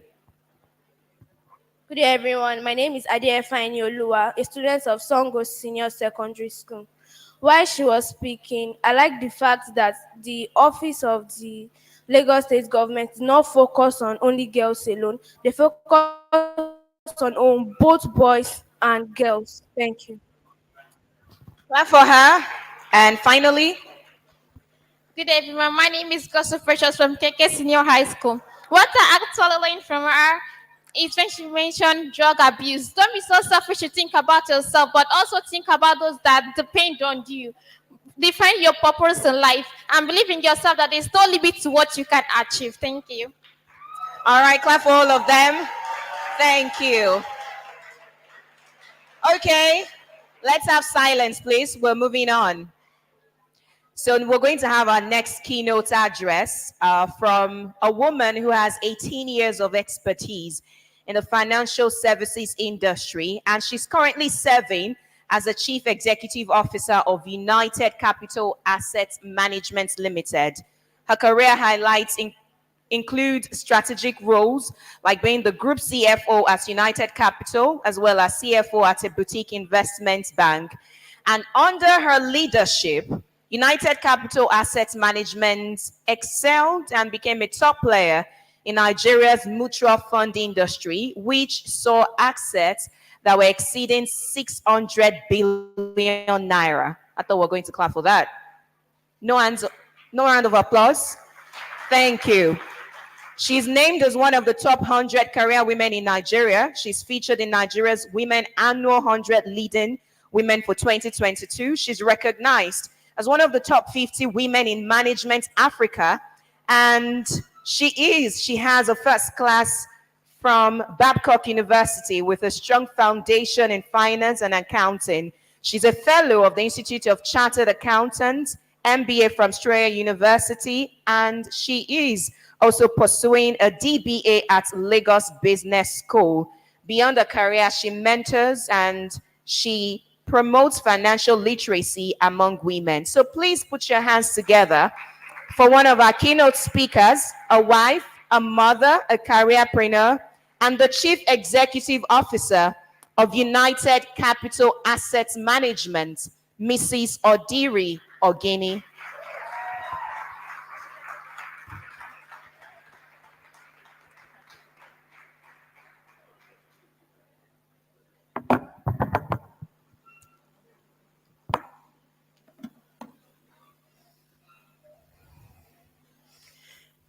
Good morning, everyone. Good morning, everyone. Good morning, our distinguished personalities and guests. Permit me to stand on protocols and then move on to the keynote address so as not to waste too much time. It's a pleasure for me to be here today, and I'm overwhelmed. Walking into this place, my mind went back to when I was in secondary school, when we were all wearing uniform. I must say, Ola, you are very persistent. Sincerely, thank you, for inviting me here to be here. 2 years ago, you invited me, but I had to send a representative. But I'm glad to be here today. Being young is an asset, is a great theme, for this incredible event. It's a way to capture the potential that is currently inherent in our young generation. A lot of the time when people say they are young, it's like they are eager to leave that phase of being young. They want to grow old very fast. How many of us want to grow old very fast? Okay, how many of us want to continue to remain young? Sincerely, that's interesting. So today I'm going to share 5 gifts that are unique to being young. When I look back at my life, in about a month's time, August 28, I'll be 40 years. So when you are hitting a milestone, you tend to want to go back and think about your life and say, okay, what have I achieved? What were those things, experiences I went to, lessons I've learned? So I'm currently in that phase. So it's an interesting one also to be in that phase and to, engage with, the things and youth. So I'll be sharing 5 gifts that are being unique to being young, and I'm going to ask you what those gifts are. So start jotting down. The first is the gift of energy. How many of us believe that being young, you have energy?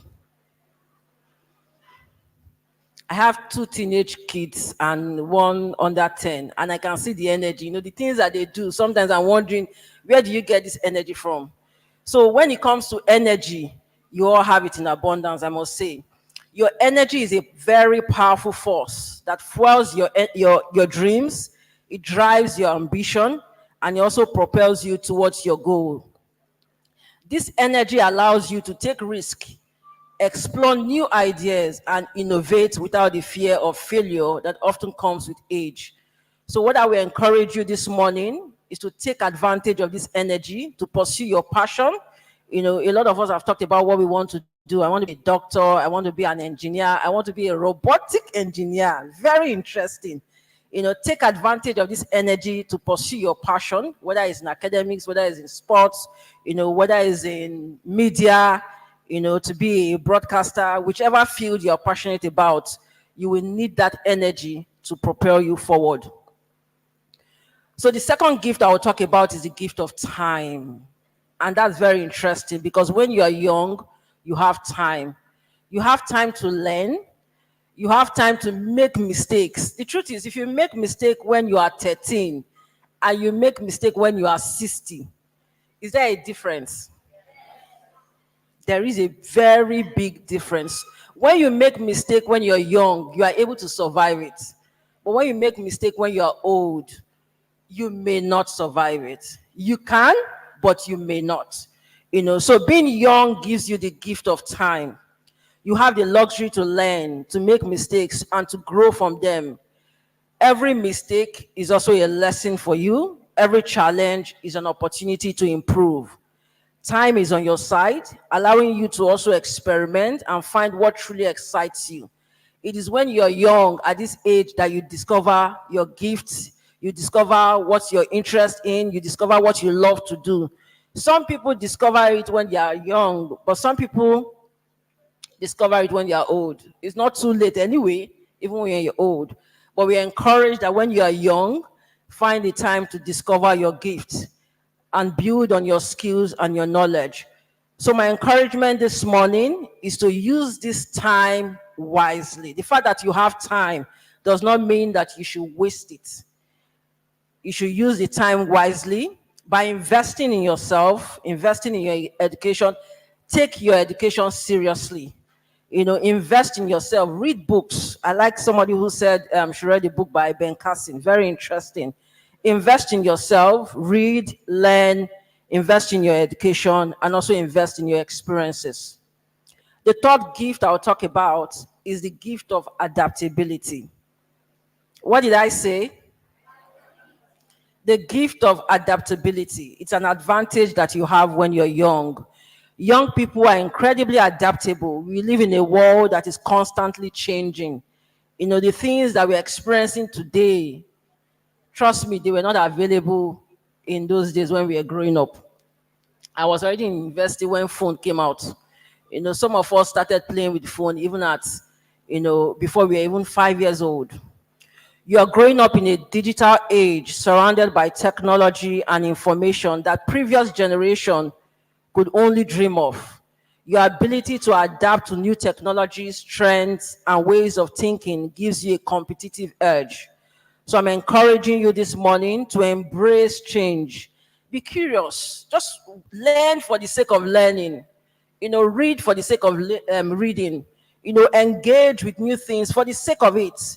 You know, and stay open to new experiences. That is what being young is also all about. The fourth gift I will talk about is the gift of friendship. How many of us have friends? So there are people that don't have friends. Okay. How many of us don't have friends? Wow, interesting. One of the gifts, you know, of being young also is the gift of friendship. Your ability to build and to grow your network. You know, it is said that when the friends that you develop when you're young, you have a tendency to stick with them for the rest of your life. You know, the people that you engage with when you're young, you build a much deeper relationship with them. It's different when you are now making friends at the age of 40 or 50. You know, compared to when you're making friends at the age of 15 or 20 or 13. So friendship and relationship formed during your youth often last a lifetime. These connections can provide support, they can provide guidance, they can provide opportunities as you navigate through life. It is your friends that you lean on, in times of challenges. So my encouragement this morning is to take the time to build meaningful relationships with your peers, with your mentors, with your educators. A lot of us are just meeting ourselves today for the first time. This is also an opportunity to build new friends, make new friends, ensure that you meet somebody from another school before you leave this place. Build friendship, get their numbers, and keep in touch with them. Surround yourself with people who inspire you, people who challenge you, and also people who support your growth. So how many gifts have I talked about now? Super. So the last one I'm going to talk about is the gift of making a difference. The gift of making a difference. Being young also means that you have the power to make a difference. Your voice matters. You have the ability to bring about change in your community. You're not afraid. You're not afraid to speak out. You're not afraid, to challenge the status quo. You have the ability to bring change in your country also, and even the world at large, whether it is through volunteering or advocacy or just simply standing up for what you believe in. You can make a positive impact. So what I'm encouraging you this morning is don't underestimate the power of your ideas and actions. If you have something to say, say it. Raise up your hand and say it. When I look back to my teenage years, and some of the challenges that I face, in hindsight, they all make sense. Sometimes when you look back, you have a better perspective than when you're going through. A lot of the things that happen, during our teenage years or our early youth years, we fail and we take those failures personal. The truth is, by the time you are much older, you realize that, failing just gives you a different perspective of how best to succeed. So don't take failure personally. Every one of us sitting down here, in the front row, we've all failed at one point in time. But today we are successful. Today we are here to encourage you. So imagine if you are taking our failure personally and decide to maybe take a rat poison or do something harmful to ourselves. We will not be here to encourage you. So please don't take your failure personally. Some time ago, I had the opportunity to write a letter to my 20-year-old self, and I shared 5 things that I wish I knew when I was 20 years or even in your age. One of the first things I said to myself was that I wish I knew then was, Odiri, your dream is valid. So don't limit yourself. We've all talked about our dreams today. And I'm telling you this morning that your dream is valid, whatever that dream is. Just know that your dream is valid. Life will only give you what you demand. So expand your mindset and keep thriving. The next is to stay hungry. So I told my 20-year-old self, Odiri, stay hungry. Learning is continuous. I love to read. I like to read a lot. Now with so much work and things, family and everything, it's taking a lot of toll on my reading skill, but I'm trying. But learning is continuous. There is no end to learning. So start now to read. Aspire to read, even if it's 1 book per month. Or if you can't do 1 per month, read 1 book per quarter. If you can't even do 1 book per quarter, try 1 book per year. Make it as part of your, New Year resolution or your to-do to ensure that you read at least 1 book per year. There is a saying that readers are leaders. Have we heard that before? That what? Readers are leaders. So what that means is that it's the people that read that will become leaders. So if you want to be a leader, you have to. So the third thing I told myself is that life is a journey. Life is a journey. So enjoy the process. Enjoy the process of going to school. Enjoy the process of aspiring to get to where you want to get to. Don't be in a hurry to succeed. A lot of us are in a hurry to succeed today. We want to just make that money. We want to leave school and go and hammer.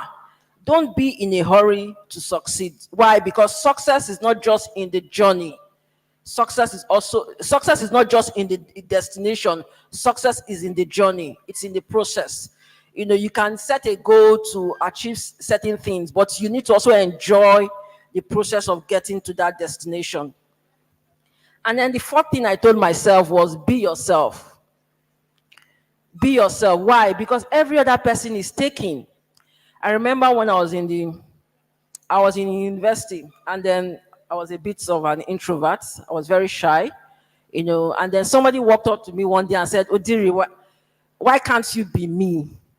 I don't know where I got the wisdom or the strength from. And I said, if I'm you, who will be me? And that's the truth. Every other person is taking. You are unique. So be yourself and always be true to yourself. And then the fifth thing I said to myself was, it is okay to feel the fear, but do it anyway. Today we've talked about fearless. Mr. Shegun talked about fearless. Mr. Raham talked about fearless. So it's okay to feel the fear, but do it anyway. Why? Because your dream is always on the other side of fear. I remember in secondary school one day, during assembly, one of the teachers called me to come and give opening prayer. And I almost peed on myself. That day I felt that the ground should just open so I can just swallow me. I should come and give opening prayer. Today we are talking about public speaking, and some people are refusing to come out. That's how you learn. I went to give the opening prayer by force, so even though my voice was shaking, I went to give the opening prayer. So it's okay to feel the fear, but do it anyway, because your dream is always on the other side of fear. So don't allow your fears to limit you. If I'd allowed my fear to limit me, I probably would not be here, speaking to you today. So over the years, we have learned to brush up ourselves, learn to fail, get up, and continue to improve. So let me conclude by saying that being young is indeed an asset. It's a season of boundless energy, invaluable time, remarkable adaptability, and the potential to make lasting connections and meaningful differences. But remember, it is up to you to seize these opportunities. Be proactive. We've been told that this morning already. Stay curious and always strive to be the best version of yourself. As you move forward in the summer program and beyond, embrace your youth. Use it as a stepping stone to achieve your dreams and make a positive impact on the world. Because you're not just the leaders of tomorrow, you have the power to lead today. Thank you very much, and I wish you an inspiring and transformative summer program experience.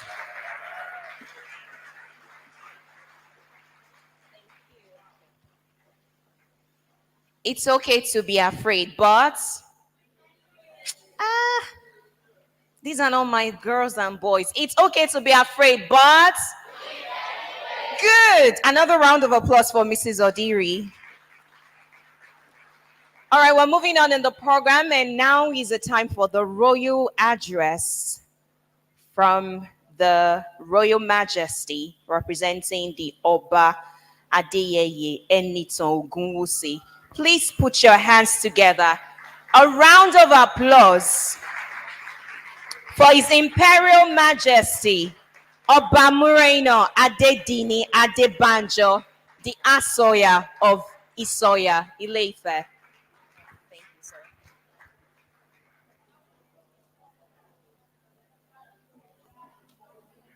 Very good morning to you all, the organizers of this event,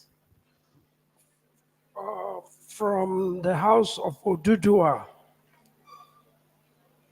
representing His Imperial Majesty Kábíyèsí Aláyélúwà Ọọ̀ni Adéyẹyè Ẹnìtàn Babátúndé Àkàndé Ògúnwùsì Ọ̀jájá II, Àrólé Oòduà Ọọ̀ni of Ife.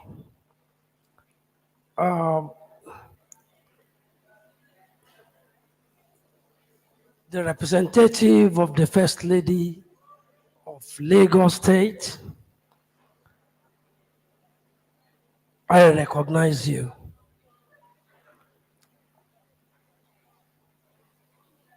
I also give kudos to the organizers of this event on behalf of His Imperial Majesty, because a program like this for,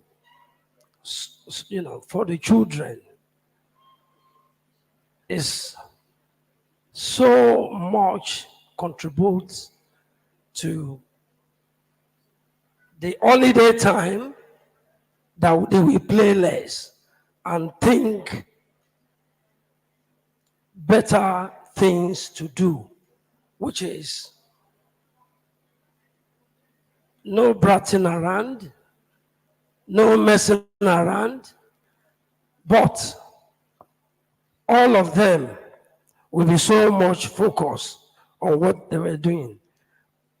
On this note, I say kudos to the organizers of the event.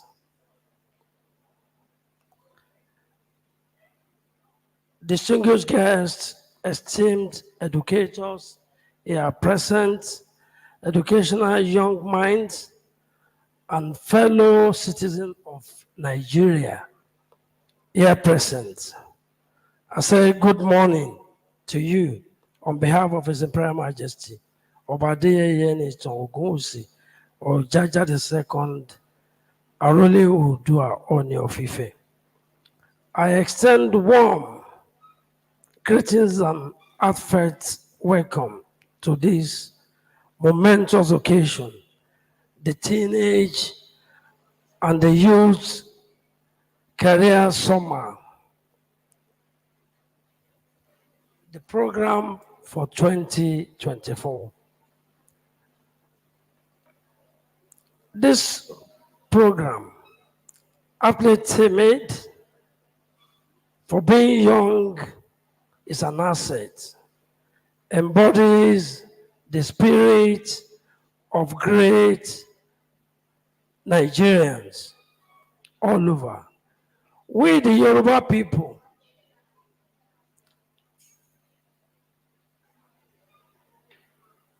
have always recognized the boundless potential of our youth, viewing them as the cornerstone of our future. From today, July 29 to August 2nd, 2024, this program will serve as a platform to empower, inspire, and ignite the dreams of our young generation. It is through such initiatives that we can nurture the talents and the skills that will drive our nation's progress. The Oni, a staunch advocate for youth empowerment, believes that the youthful energy and innovative thinking of our teenagers and the young adults are invaluable assets. This program will offer them a unique opportunity to exploit diverse career paths, develop essential life skills, and connect with mentors who will guide them on their journeys. Remember, young people, that you are not simply the future. You are the present. Your dreams, aspirations, your contributions matters a lot. As you embark on this enriched experience, embrace opportunities to learn, grow, and make your mark on the world. The Oni of Ife encourages you to fully engage in the program, to ask questions, to challenge your thinking, and to step outside of your comfort zones. This is a time to discover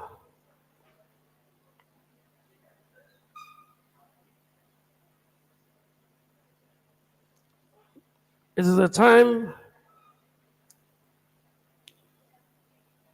to discover your passion, ignite your potential, and build a future that is filled with purpose and fulfillment. The elders, we the elders of Ile-Ife are here to support you every step of the way. May this for a brighter future, and just for you, but for our, not just for you, but for our entire nation. On this note, I wish all of you a productive, insightful, inspiring summer program. God bless you all.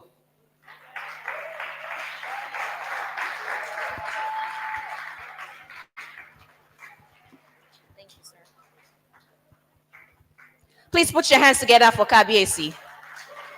A resounding round of applause. Thank you very much for gracing us with your royal presence. Okay, we're moving on, and it's now time for us to hear one or two words from the man that has carried this vision for so many years. And year after year, it comes in different ways, different things. We'll learn different things, and there are programs that even extend beyond the 5-day career summer program. I'm sure a lot of you have seen him before. You probably have followed him on social media. You have read this book, From High School to Higher Institution. Yes, he's an author. So we're going to hear one or two words from the convener of the Teenage and Youth Career Summer Program, but just a little bit about him. He's a business development professional and also a social entrepreneur that is serving as the Chief Executive Officer of Zovaya Limited and Focard Global Concepts. As a leading teenage and youth career development counselor, trainer, and author, he's deeply committed to child protection and safeguarding. With extensive collaborations with prominent brands, professionals, and educational institutions, Mr. Kazim organizes impactful programs for teenagers and youth, and I guess we are not in doubt of that at all. In addition to what he does, he consults for Lafarge Africa PLC, focusing on community engagement and corporate social responsibility initiative. He's a member of the prestigious Taiwo Akinlami Child Protection Faculty, which delivers training to diverse audiences, including prominent schools, locals, and international organizations, such as the SOS Children's Village International, the National Orientation Agency, UNICEF, as well as the Lagos State government. And he also adds mentorship on Domestic and Sexual Violence Agency. He holds a bachelor's degree from the Federal University of Agriculture, Abeokuta, and has a certificate in human resource management from the prestigious Carrington Heritage Center for Professional Development in the United Kingdom. He is a certified child protection professional and has earned a certificate of achievement from the British Council Future Learn program for Ideas for a Better World, leading change through policy making. And in recognition of a lot of the things he's been doing, he was recently nominated as a member of the Technical Working Committee for the Lagos State Ministry of Youth and Social Development.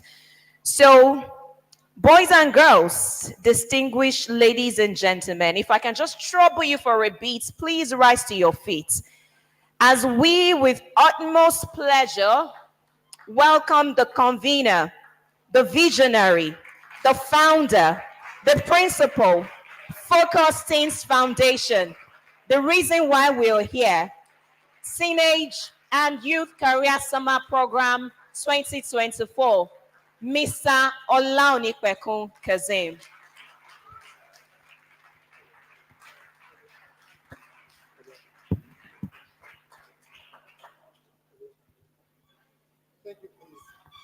Thank you. You may all be seated, please.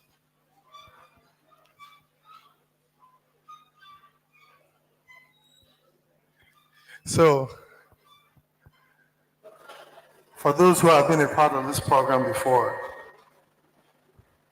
and for those who have been my partners and friends for a very long time, I think they've been used to see me cry on days like this. And I must say that I've been doing a very good job in making sure that I'm not the cry baby that I've always been over the years. So yes, I'm holding my tears back today. But anyway, we've spent so much time this morning, and I know that we're gradually getting tired, and the event itself has not even kicked off properly. Everything that's been happening so far has just been introduction. You know, bringing those who are to be your fathers, your mothers, to come and let you know that they're in support of everything that is happening here, and also share some of their experiences with you. Over the next couple of days, it's going to be professionals that will be coming to have conversations with you. So before I delve critically into my own speech, they say you give honor to whom honor is due. And in my own case, I won't be able to stand on the existing protocol. I would have to create a protocol myself.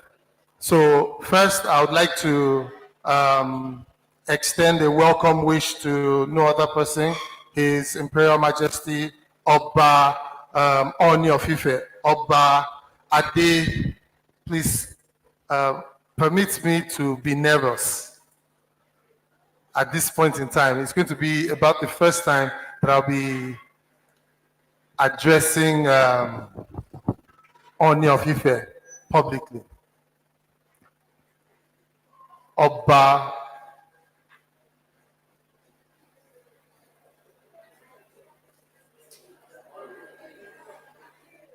His Imperial Majesty, and it just went away. Please, can someone please share my device with me?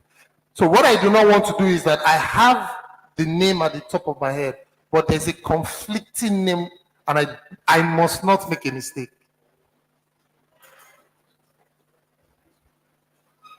My device.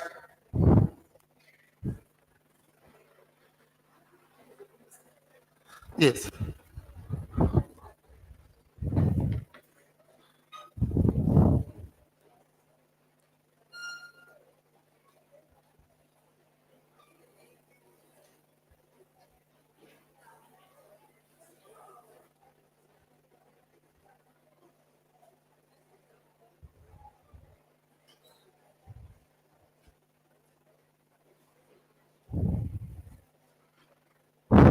Okay.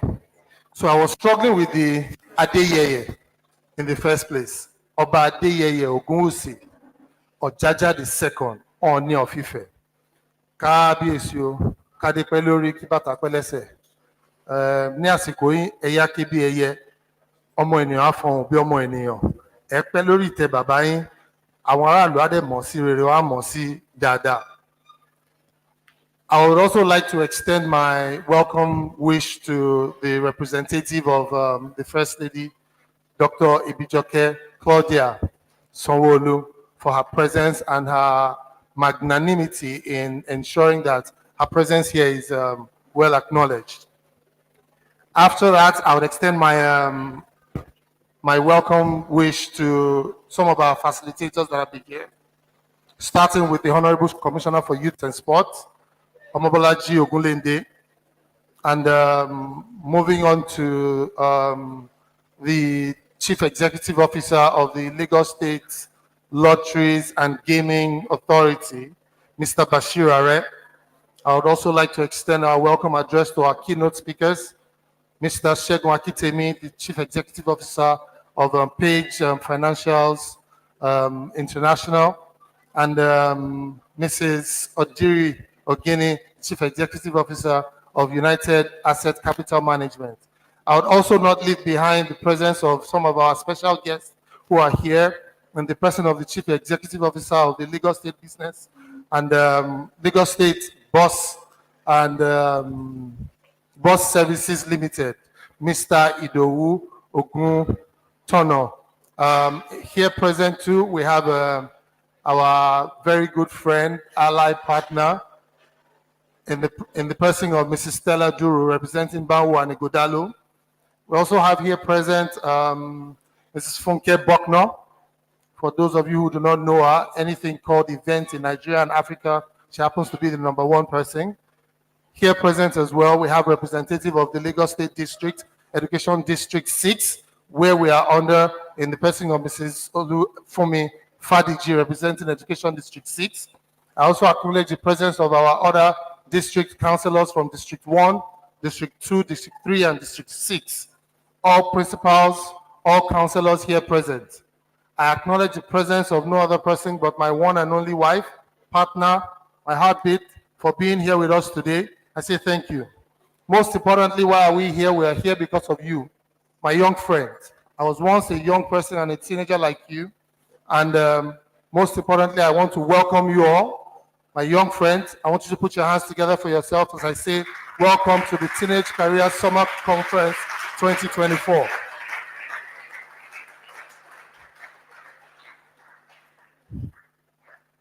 Let me start by saying that you being here is a function of two things. It's a function of my own personal experience, and it's a function of the type of future that I desire for the young people of this nation. I was privileged to go to a private school, and at the same time, also privileged to go to a public school. In my time with having this experience, I can tell that there's a difference between attending a private school and attending a public school. While education is fantastic in a lot of public schools, same thing applies to private schools. But there are some benefits that comes with attending a private school that does not come with those of you who are currently in public schools. Please note, this event is not only for public school students. We have only established this place to accommodate a lot of public school students because we know you do not have access to device, you do not have access to internet, and you do not have access to power. So, and at the same time, we also know that most of you do not have parents who bring the number of facilitators that are going to be speaking with you over the next 5 years to come to have conversations with you one-on-one. So this program is basically to create exposure for you, create mentorship for you, create access to people who are going to be leading industries over the next couple of years and next couple of decades with you. Let them share their experiences with you as a teenager, their experiences with you as they have grown older, their professional experience, their personal experience, so that it's going to do one thing that I call giving you a bank of knowledge. As you proceed in life, more than everything that is going to be shared with you during this program are things that you are going to encounter in your life. What we're doing here is creating a template of information for you such that if you have to deal with these things, you can always go back into this information that has been shared by these people, pick out the lessons from it, and begin to build yourself from these lessons that you're going to be learning. During this period, I want to ask you for only one thing. I want to ask you to pay attention to everything that is going to be shared and discussed with you. Maybe I even want to ask you for more than one thing. Pay attention to everything that is going to be discussed with you. The second thing I want to ask you for is that pay attention to the names and organizations of every single person that is going to be speaking with you throughout this program. Over the next couple of years, you are going to have reasons to interface with them. If you can stay at the top of your class and stay at your best, you would have the opportunity to reach out to them in 5-6 years from now and share with them that you once were at a program like this. You are from this school and you have come out at the top of your class and you would like to have an experience in their own industries. If you're able to be the best person, be at the top of your class, be one of the best students in your set, and sharing this information with them, it is going to guarantee you an opportunity on the front seat. Remember, there are lots of people competing for just few opportunities.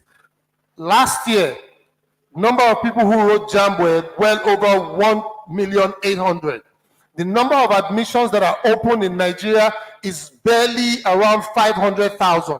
So even if half of these people that have registered for JAMB pass JAMB, what that means is that more than those half that have passed would not be able to gain admission. If a number of them, 500,000, gain admission, certain things are going to happen. More than half of them are not going to get their desired courses. This engagement that we're having here is going to give you an opportunity to listen to different people who are making waves, who are making significant impact in their industries, who have wanted to study one thing, but eventually had to study another thing, but they have found a way to make a difference in their lives based on what they have studied or what their dreams are, and they are able to make a professional career for themselves. We're here to let you know that if you happen to find yourself in this situation, it's also not the end of the world. So I'm asking you here today, pay attention to these people, listen to all they have to share, remember them. I'm going to say it 3 times. Remember them. One more time. Remember them, because they're still going to be leading industries in the next 5 to 10 years. And you want to be able to appeal to them to give you an opportunity. The main aim of bringing you all here and having these conversations with you is basically to create an opportunity for you to be able to compete with your peers locally and globally. I believe in you. You have what it takes to do what any other person of your age can do.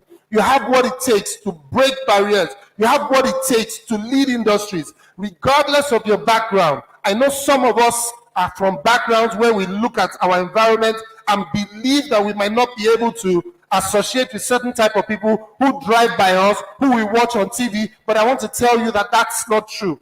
You can make a difference regardless of where you're from, regardless of your background, regardless of where you live, regardless of who your parents are.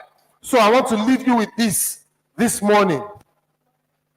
Whatever it is that you have thought of in your respective homes, in your respective lives, as a barrier to becoming who you have envisioned yourself to be, that you think is going to be in the way, as you have come here today, I want you to leave it outside this place.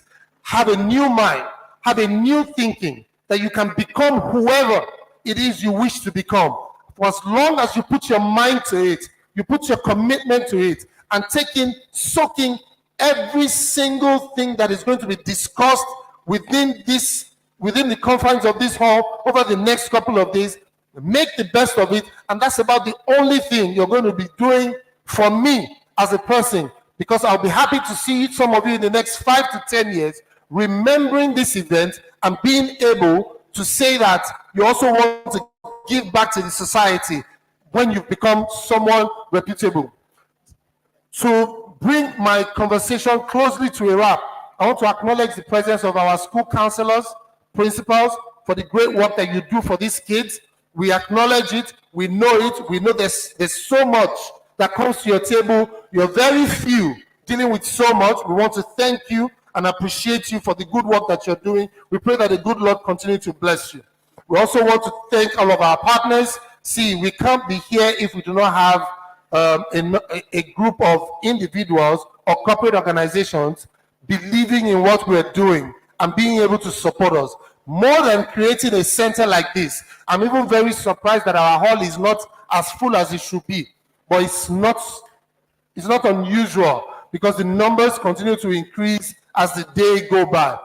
But I want to say that for those of you that are here, I appreciate your presence. Our school counselors, for your commitment, we say thank you. For our partners, we appreciate you for the good work that you're doing, for your support in conveying people here, for your support in making this place, a place that people want to sit and enjoy themselves. All our sponsors, I can't mention any one of them anymore because I believe they've all been mentioned. Our compares, our friends, some of our students are just coming in now too. So I want to say a very big thank you for everyone listening to us virtually. We have a few virtual centers, because in creating this space, we also identified that there are people in different places who would like to be a part of this program, but are unable to be at this venue. So what we do basically is create a virtual center for them so they can participate with us live. I want to say a very big thank you to everyone. Without taking too much of our time, we have the presence of some of our friends too here, like Dr. Freeman Oshonuga, Camilla Adegoke, and I have my very good sister here, Ms. Funke Bokno. I didn't even know she was still going to make it because she has not responded to any of our mails since. Thank you very much for coming. We appreciate you. And I'd like to bring my convenience remark to a close for now. I want to say a very big thank you. God bless you all, and I'll still be having further conversations with you. Thank you.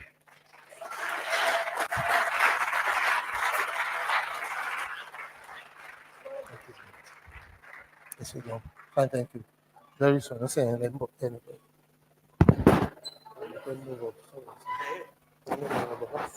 Hello. Good. I know a lot of you are probably preparing for some sort of presentation to give Mr. Kazim at the end of the program. Maybe as a result of some of the value that I've gotten from some of the speakers, you are preparing to dance for him or recite a poem for him. That is lovely, and we're not discouraging that. But like he rightly said, the best form of thank you that you can give to him is to take everything you're listening to and get ready to implement them and put it within you. Otherwise, it will be a disservice to all the blood, the sweat, the tears, the brain cells, and all the resources that have been put into making sure this is a progress, or success rather. But before that day, I want everyone to say, thank you, Mr. Kazim. Because to make sure this thing keeps running every year is no small feat at all. All right, now we're moving forward in the address for today. And like Mr. Kazim rightly said, today is like an appetizer. We have many more things lined up. We're going to have panel sessions from different careers. We're going to talk about entrepreneurship. We're going to talk about how you can even brave the odds. Say you came from a background that you feel you are disadvantaged or you don't have access to lots of resources compared to the others. We're going to share people, or rather people who have gone through such. They will share their experience. How many of you know Tunde Onokoya of Chess in Slums? Have you ever heard of Chess in Slums before? Wow, my word. Don't worry, this is part of what will be achieved during this program. Different things that will brought to your knowledge. Are you cold? How many people are cold? How many people are not cold? So you know what we did when we started, right? Yes, the people who are cold, what would they do? Good. So share some warmth. Hug somebody who is cold. Now I said hug. I did not say make noise. If somebody is cold beside you, give them a hug. All right, let's move on.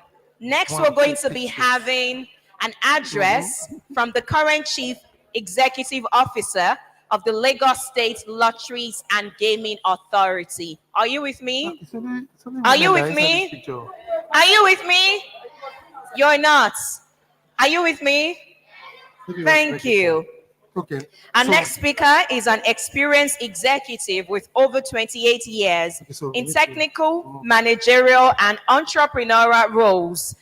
His expertise spans business process, re-engineering, project management, strategy, planning, systems integration, financial technology, and international trade. He has held key positions such as principal consultant for major corporations like Getronics, EMC, and Northrop Grumman, working on United States government projects. He also served as sole administrator as Lagos State Island East, LCDA, focusing on collaborations to boost employment and business ease. As COO of Funds and Electronic Transfer Solutions Limited, he managed national operations. He oversaw revenue collections, as well as leading cost-saving and innovation initiatives. And his entrepreneurial ventures include operating Money Marts in Maryland, United States, and that served a lot of people, including unbanked clients. His career showcases his leadership in technology, strategic partnership, and business innovation. So please put your hands together. Welcome with me, Mr. Bashir Are, the Chief Executive Officer of the Lagos State Lotteries and Gaming Authority. Good morning. I think the representative of Ooni of Ife just left, but I will still get their authorized permission to stand on the existing protocol. Again, good morning. I am thrilled to be here today, surrounded by such bright and ambitious young minds. This summer program is an incredible opportunity for you all, and not just to explore potential career, but also to discover more about yourself and what you are passionate about. As teenagers and young adults, you are at a crucial stage in your lives. The decision you make now will shape your future in ways you might not even realize. But remember, it's okay not to have everything figured out. It is a journey about exploration, learning, and growth. There are 6 things that I think I want you to keep in mind. And I noticed when I came in, only very few of you are taking note. I'll tell you one of the secrets of knowledge. Whatever you write down, it is very hard for you to forget. So take note. As the convener already told you, you are going to meet some people for the next 5 days. And some of the 6 items I will list for you, if you keep to it, it will really help you down the road. 1, you have to explore your interests and talents. Whatever you think you have passion for, you need to explore it. 2, build skills and knowledge. Take advantage of the time, the long holiday, to find one skill or the other, either in software engineering, art and craft, music, and writing. You also need to network and seek mentorship.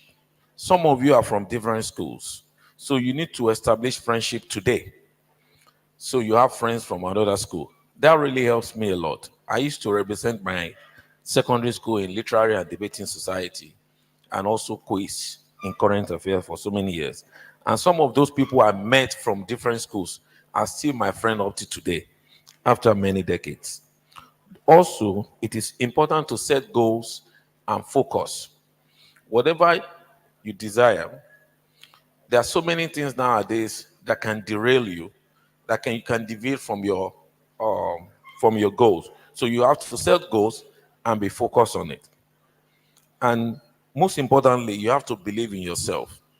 Self-assurance, self-determination, and confidence is very important. Don't allow naysayers. Don't allow negative energy or negative influence to becloud your goals. And in conclusion, this summer program is a stepping stone on your journey. Make the most of it. Learn as much as you can and have fun along the way.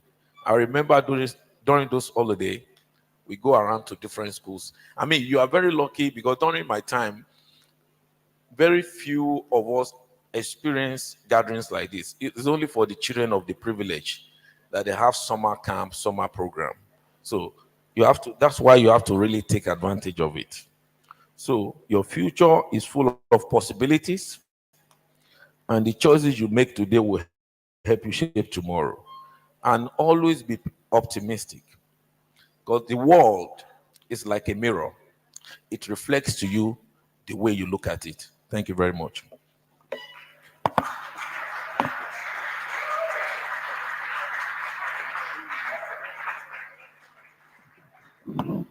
Thank you very much. Can anyone tell me something that they got from that? Just 2 people. Okay, so the other time I had from here. Let me come here and over there. I think you all are just coming into the hall. All right, so the lady with the cap, The brown cap. No, at the back. You, yes, you. And the little lady with the cardigan. Yes, you. Come and tell me what you got from Mr. Bashir's address.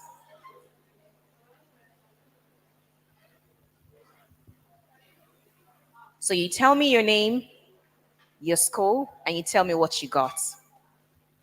Good day, everyone. My name is Harry Moana. I'm from Mojodu Junior High School. What I learned was that I learned to explore your interests and knowledge. I had to build your skill. I had you to build your skill.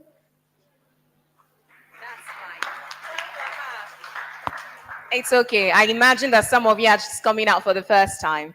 Okay, you brought your notes. Okay, let's hear you. Hi everyone, my name is Erin Falami Dambala. I'm a student of Agidimbi Senior Grammar School. What I learned today is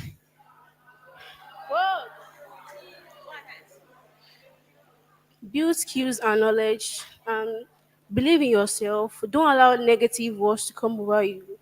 I think that was it. Okay, clap for her. So it looks like you all need some sort of charging up. Do you? What charging up do you want? Exercise. You do? All right, let's get up. Up. Up. Now it's exercise. We're not making noise with the exercise. Stretch to the right, to the left. Just do this. Do this. I still see some people sitting. Why are you on your seats? Yes, move. Move. Sitting for so long, yes, can be bad for your health. All right, so we're going to do something. We're going to chant. Are you ready? Do you know what a chant is? All right, so I will say something and you will say it in return, or you say something else. It's simply what we have as our theme, or rather as our theme for this year. What's our theme for this year? Looks like this is where the life is, so I'm just going to stay here. The people here are not a part of it. Yeah, what's our theme for this year? Okay, everybody is waking up gradually. Good. So what I'll do is I will tell you or call out the Teenage and Youth Career Summer Program. And in return, you tell me the theme. Do you get that? Good. Let's see the side that has the better energy. Teenage and Youth Career Summer Program. I love this side. Maybe because they are wearing bright colors. Well, let's try this side. Let's try you. Let's try what's going on here. Teenage and Youth Career Summer Program. Excellent. Now, everybody, for the last time, are we ready? Do this to someone. Are you ready? Good. Don't kick them. So, everybody, all together. Teenage and Youth Career Summer Program. Excellent. Clap for yourselves. Now you can have your seats. Come on now.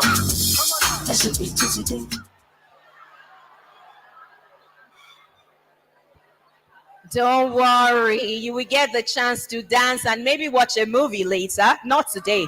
Not today. Maybe later, because we still have lots of things lined up for you.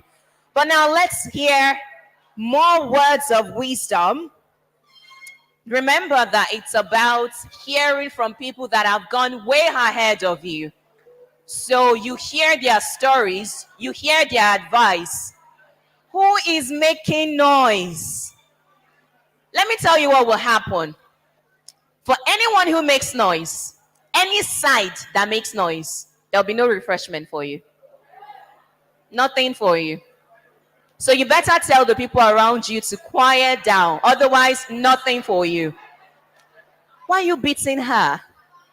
All right, so let's get to having our next speaker. Our next speaker is a man that has been committed to moving Lagos, literally, and moving Lagos forward. He's the MD CEO of Lagos State Bus Services Limited. and that is a Lagos State government-owned bus operating company.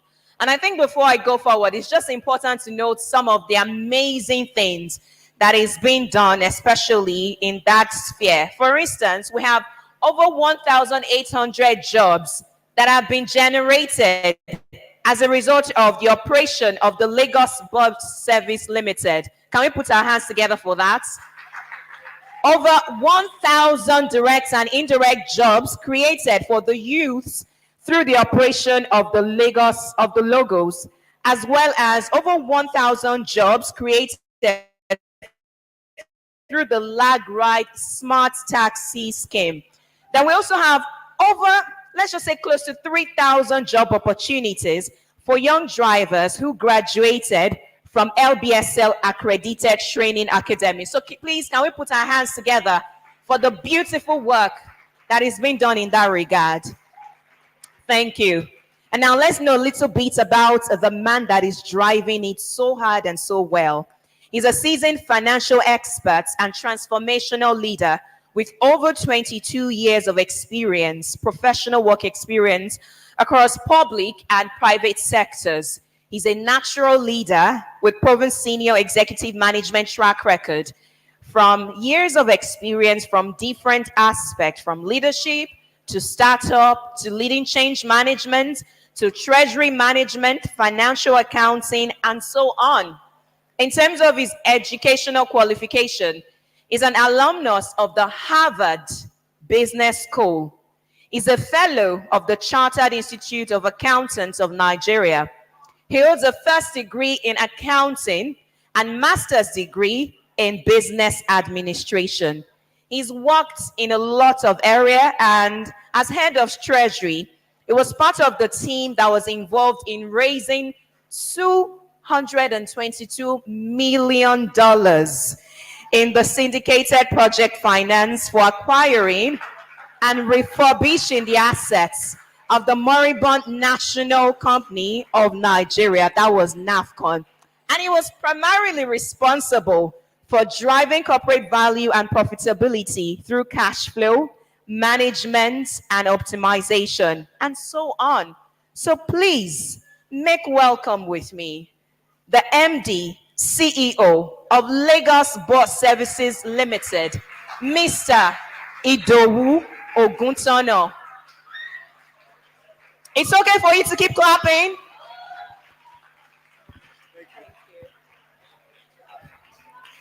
Good afternoon, everybody.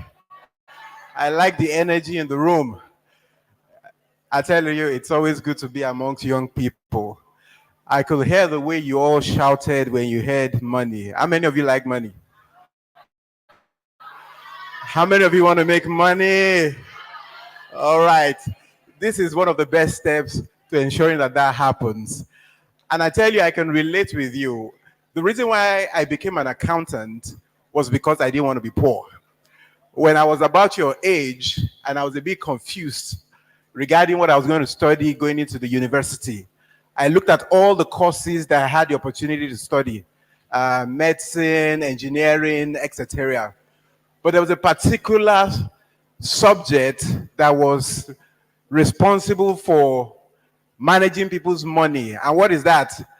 Accounting. And I tell you, that's the best discipline ever.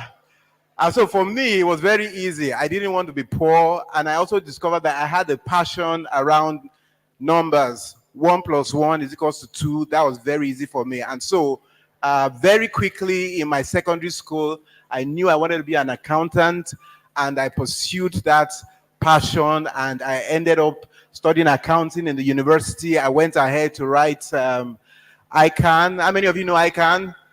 All right. And then I did an MBA, and then I went to Harvard, and the rest, they say, is history. So first off, I want to congratulate you for being here, and I really can relate with you. Why? Because I've got 2 teenage sons, 17 and 16. And guess what? They are also in a camp right now. They are in a basketball camp.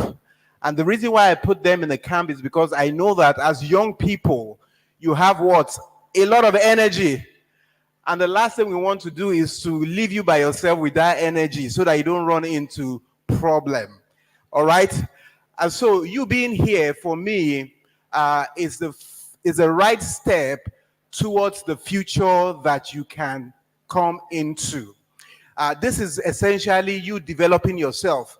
This is personal development. And I want to say to you that just like the convener, Mr. Ola Kazima said, you will have the privilege of interacting with people that ordinarily you might never be within their environments. All right? And so this 5 days presents such an amazing opportunity for you. And I want to encourage you to make the best of it. Just like the person that spoke before me said, make sure you take down notes. There are things that will jump at you later. So don't just be casual about this opportunity. You're going to have mentors. Mentors are people that will help you to avoid certain mistakes that ordinarily you will have made. So take advantage of the mentorship opportunities that you will be exposed to. In rounding up, because I'm an accountant, the theme for this camp really resonates with me. And what's the theme again? I want you to say that like you mean it. Say that like you are truly young. That's it.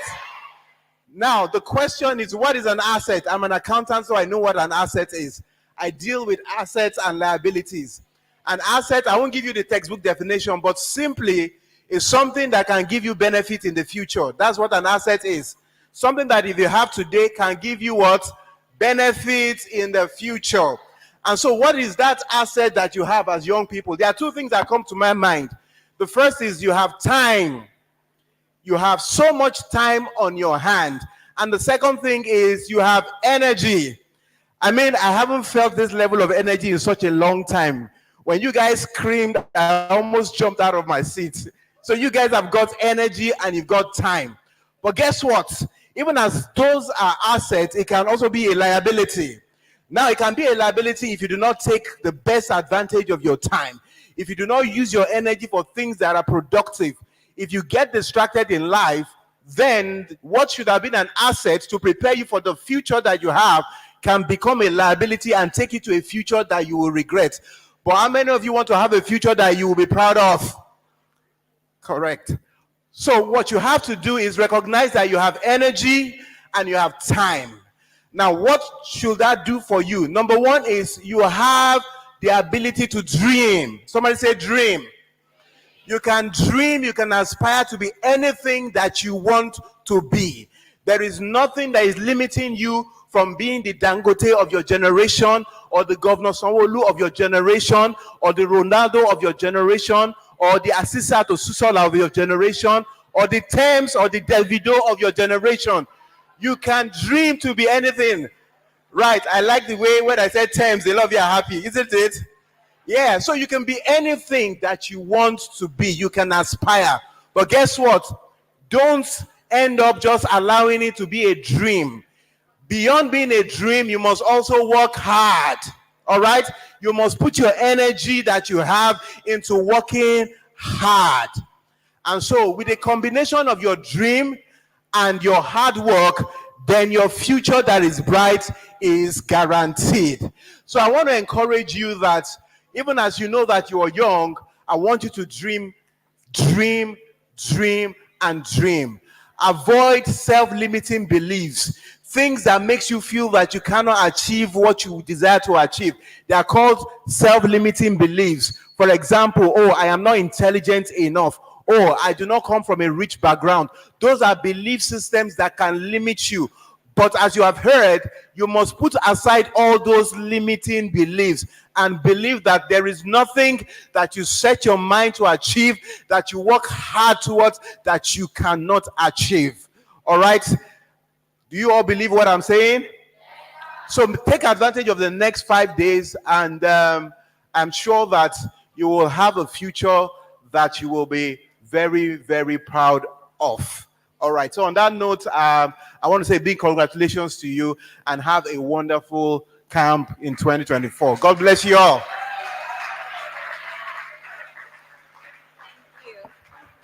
Thank you very much. Put your hands together for Mr. Idowu Oguntono. Okay, Two people want to tell me some things that he got from his speech. Okay, little boy, I see you. Come. And let's go to that side. Yeah, the lady with the hijab. So you tell me your name and what you got from his speech. And of course, your school. Good day, everyone. My name is Shiji Awal. My school is Ojodu Junior High School.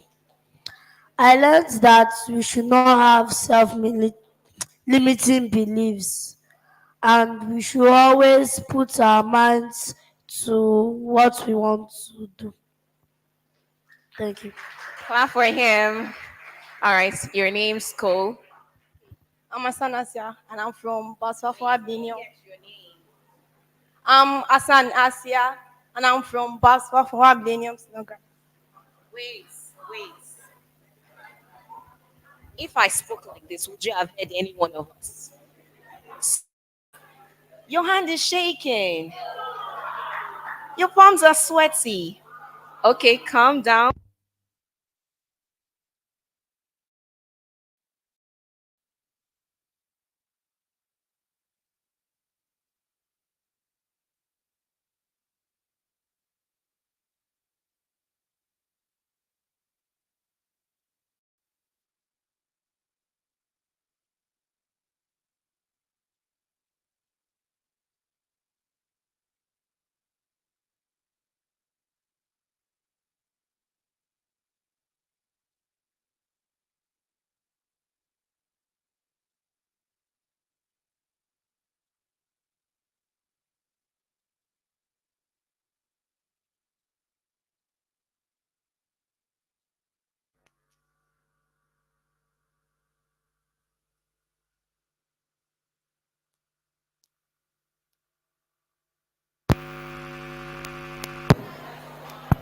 Oh, good.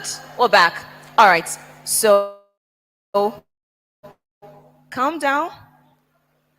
You could look at who's your friend over there. You have a friend there.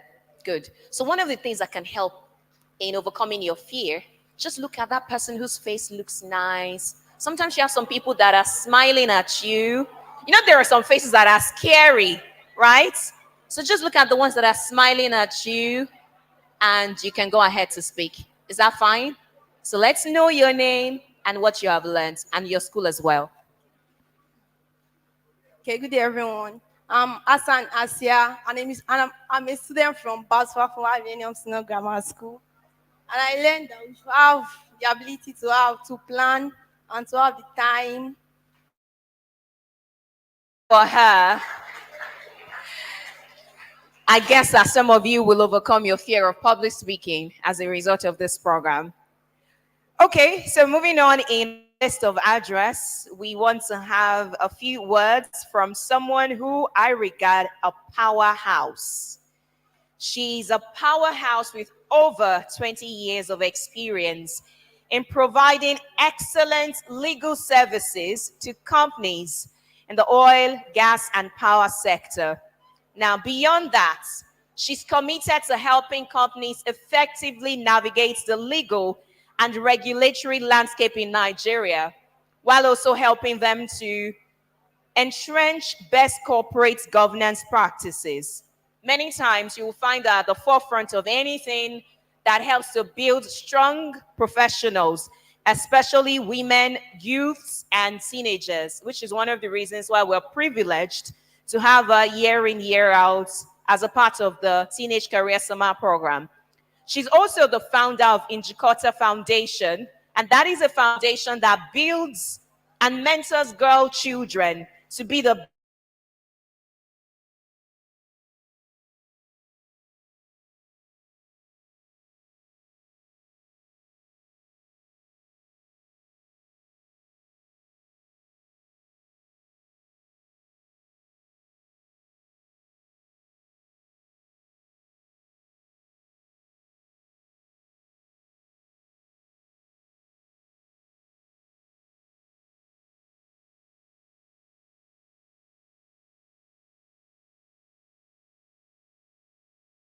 your hands together for a woman with the heart of gold and support of 1,000 years, Miss Stella Duru. Put your hands together.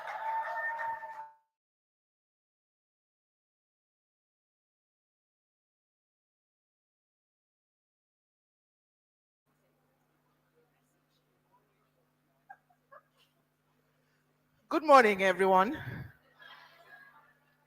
I'm not feeling the energy. Okay, maybe because it's afternoon. So good afternoon, everyone. That's more like it.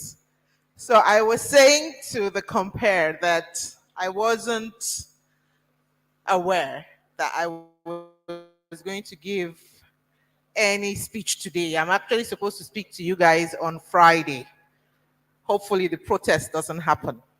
But I've been here from the minute it started, and I can say that, again, I'm very happy to be here.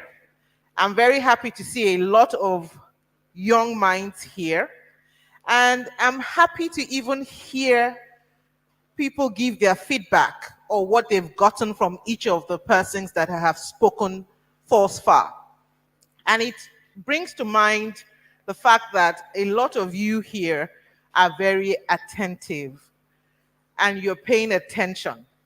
And that's very important because there's no use coming here day in, day out, and at the end, you haven't learned anything. So this is going to be 5 days of learning things that you've never really known about. Tomorrow, like I tell some of my friends, is the day for my firm. Like the compare said, I'm a partner in a law firm, so I'm a lawyer. And I believe she asked how many people wanted to be lawyers, and I saw very few hands. So I'm going to ask again so that I know who my people are in the room. So how many people want to be lawyers?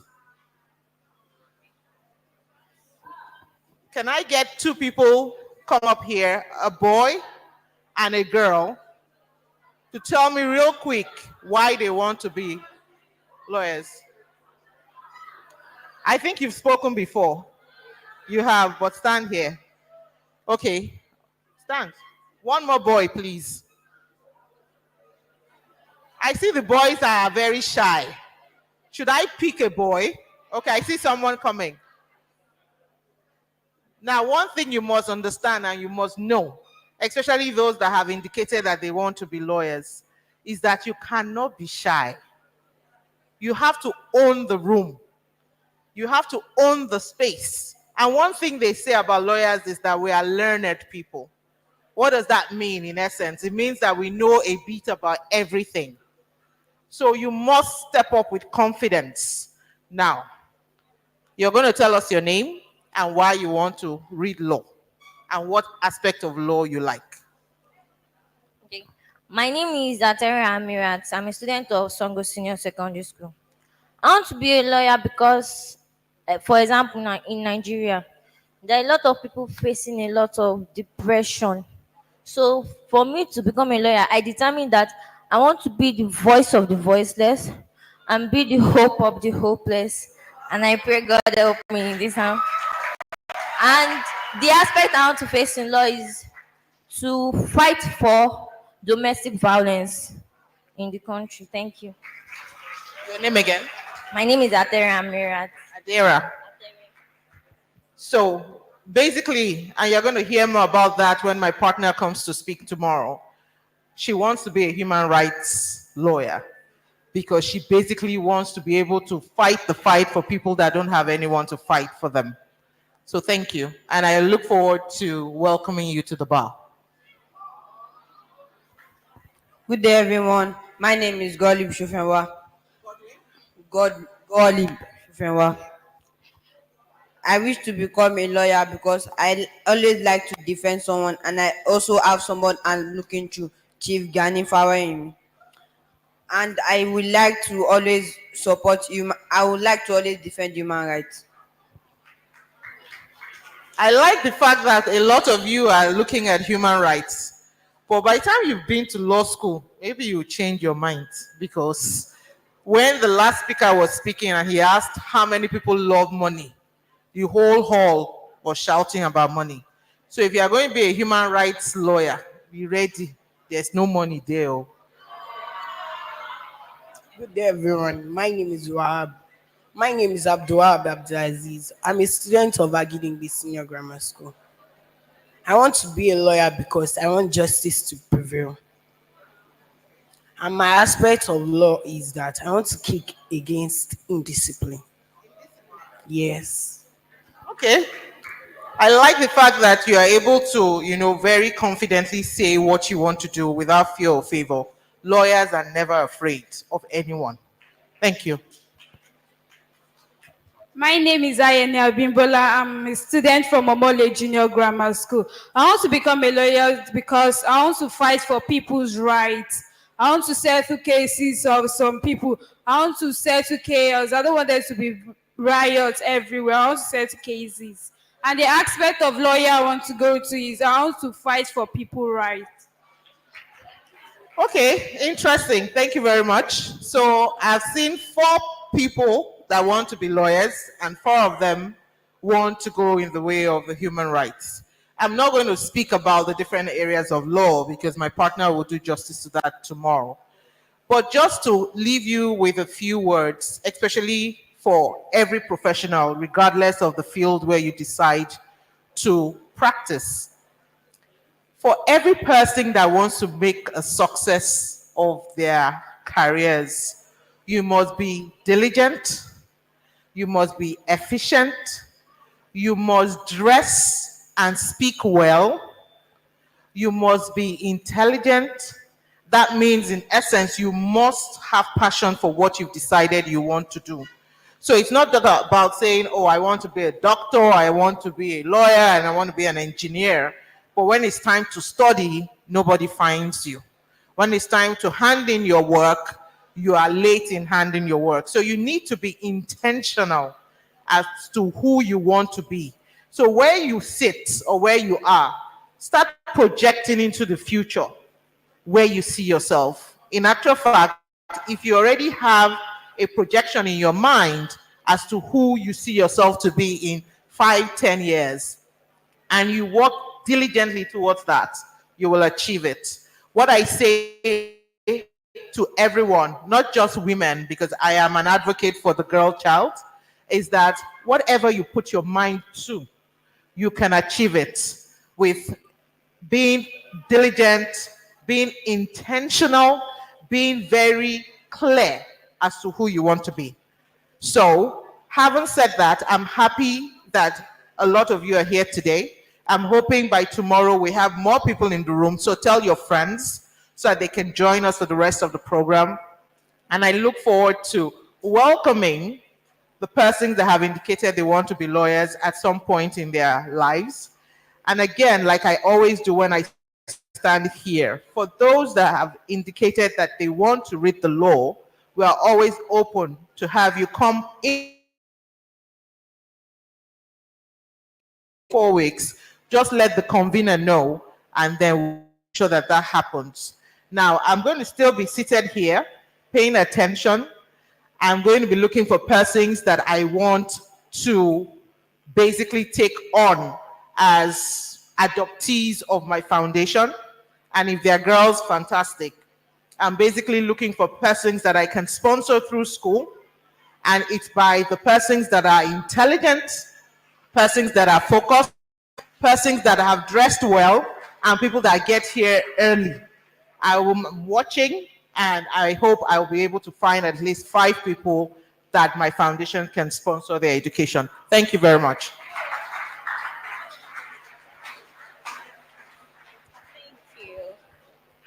See what I said about her having a heart of gold? Please put your hands together for Miss Stella Duru. Are you tired? Okay, so thank you. For those who are not tired, let's have another revving up. Now, you know that being young is an asset, right? So we're going to have another call and response. So this time, I'm going to say, who are you? You will say, I am a youth. Did you get that? So I will say, who are you? You will say, I am a youth. And then I will say, what are you? You will say, an asset. Or you simply say, I am an asset, because you need to believe that. And that will calibrate some of the activities you get yourself involved in, as well as some of your learning experiences. Are you ready? So if I say, who are you? What will you say? And if I say, what are you? What will you say? Oh, I love these children. Clap for yourselves. All right, so let's get started. After that, we're going to have a little break. And please, you will remain seated so that you can have your refreshment. So are we ready? Are we ready? Who are you? This side is not waking up. This is the energy room. But this side, they're still sleeping. Who are you? Well done. Let's come back to this side. Who are you? What are you? Do you really believe that? What are you? Clap for yourselves. All right, so we'll have short break, and afterwards we will have our final thing for today. And we will call it a day. But of course, we're going to leave you some instructions and some of the things that we'll have. But before then, we have some people online that have been watching us from different centers, and some of them have been participating. So can we wave to them? Just wave to the camera. Yeah. Thank you to everybody that has been participating online, everyone that is streaming and joining us virtually. Okay, so please remain on your seats. And for those who want to use the restroom, you know where the restroom is. Make sure you're orderly about it and you don't mess up everywhere. You don't make unnecessary noise. So if you don't stay on your seats, you're not going to get refreshments. All right, so some of you can also stretch your legs for a bit and then we come back. Are we having a good time? Okay, see you soon. Hello, ladies and gentlemen. My name is Toluwani Olorunshola. I was a past attendee of Focus Things Foundation. But you know, in my time, it was called Focal Global Concepts. So I was there around 2019. And needless to say, I had a lot of fun. So we went to Concord Airlines, Honeywell, Union Systems, and the Nigerian police. So basically, it was really fun. It was like an excursion. Now I am in the University of Manitoba, Winnipeg, currently studying nursing, basically. In Focal Global Concepts, I learned a lot of things that helped me to get to where I am today. For one, going to Concord Airlines, being in Union Systems, the Nigerian police, basically allowed me to see what people who studied hard in school became.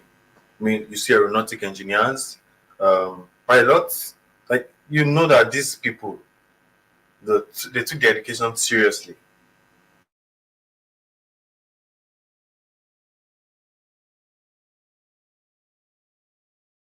In school. My VS was in 2021, and I got the Best Graduating Student in Science Award. So yeah, you can see that.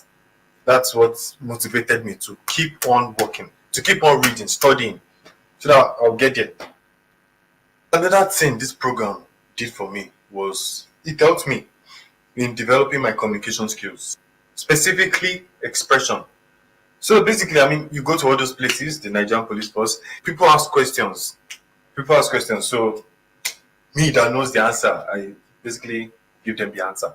Tell them what they need to know. And then if I ask questions, the program allowed me to ask questions. It made it easier for me to ask questions. It made it easier for me not to be shy in asking questions. So I would just ask them questions and then they will answer. So basically, we're communicating and sharing information with each other. So it helped me to be more confident in talking to people, basically, because I was surrounded by a lot of people. I think we were around 30 to 40 in the program, 2019. So I was surrounded by a lot of people, and communication with them was a necessity. I will end this video by saying you guys are lucky to be here. This program is going to change your life. I leave you with this. no matter where you're from, if you work hard enough, if you have the passion burning in your heart, you're going to make it. You will be successful.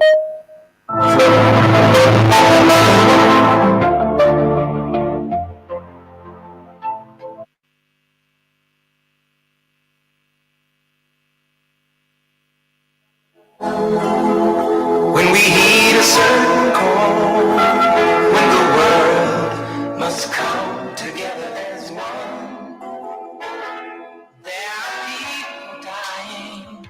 Oh, when it's time to lend a hand to life, the greatest gift of all. We go on, pretending day by day that someday we'll soon make a change. We are a part of God's great big family, and the truth, love is all we need.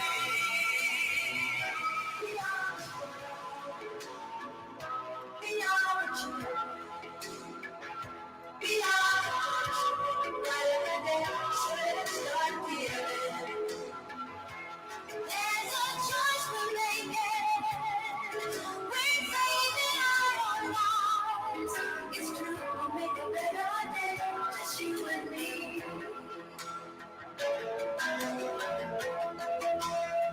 Oh, send them your heart, so they know that someone cares, and their lives will be stronger and free. As God has shown us, by turning stone to bread, and so we all must lend a helping hand. We are the world. We are the children. We are the one to make a better day. So let's start giving. Oh, there's a choice we're making. We're saving our lives. So we make a better day. Just you and me. We can down and out.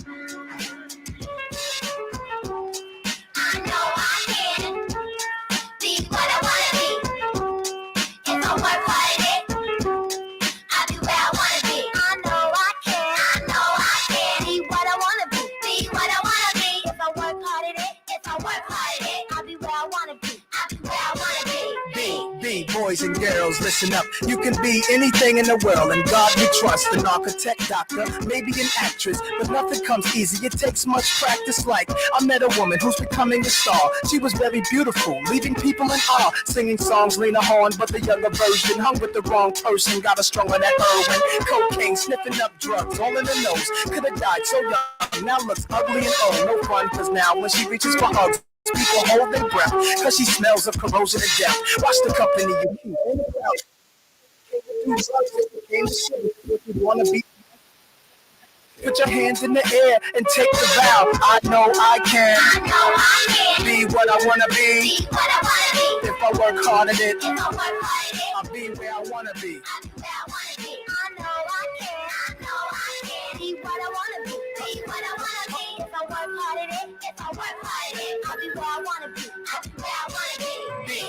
Boys and girls, listen again. This is for grown-looking girls who's only 10. The ones who watch videos and do what they see. As cute as can be, up in the club with fake ID. Careful, before you meet a man with HIV. You can host a TV like Oprah Winfrey. Whatever you decide, be careful, some men be rapists. So act your age, don't pretend to be older than you are. Give yourself time to grow. You thinking...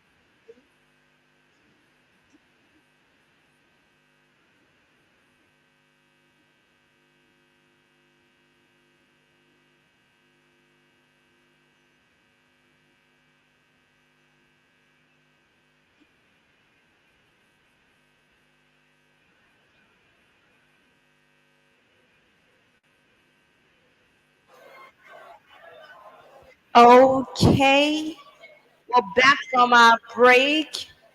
Don't worry, we're going to have that and more later on. We're going to enjoy more of that later on. But for now, we need to gradually bring this to a close. Are we back? Are we back? Are you hungry? Do you have food? So you all have food. So that means there is no issue. So if you have the food in your hand, how many people are still eating? You're still eating? All right, so we're going to give you 2 minutes to finish your food. And while that goes on, we're just going to have a quick recap of some of the things we've learned today. Are we together?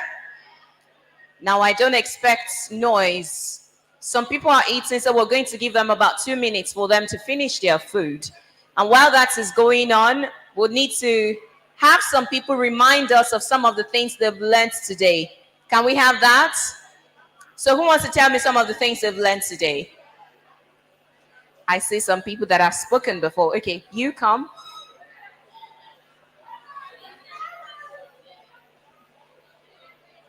From this side, yes, you.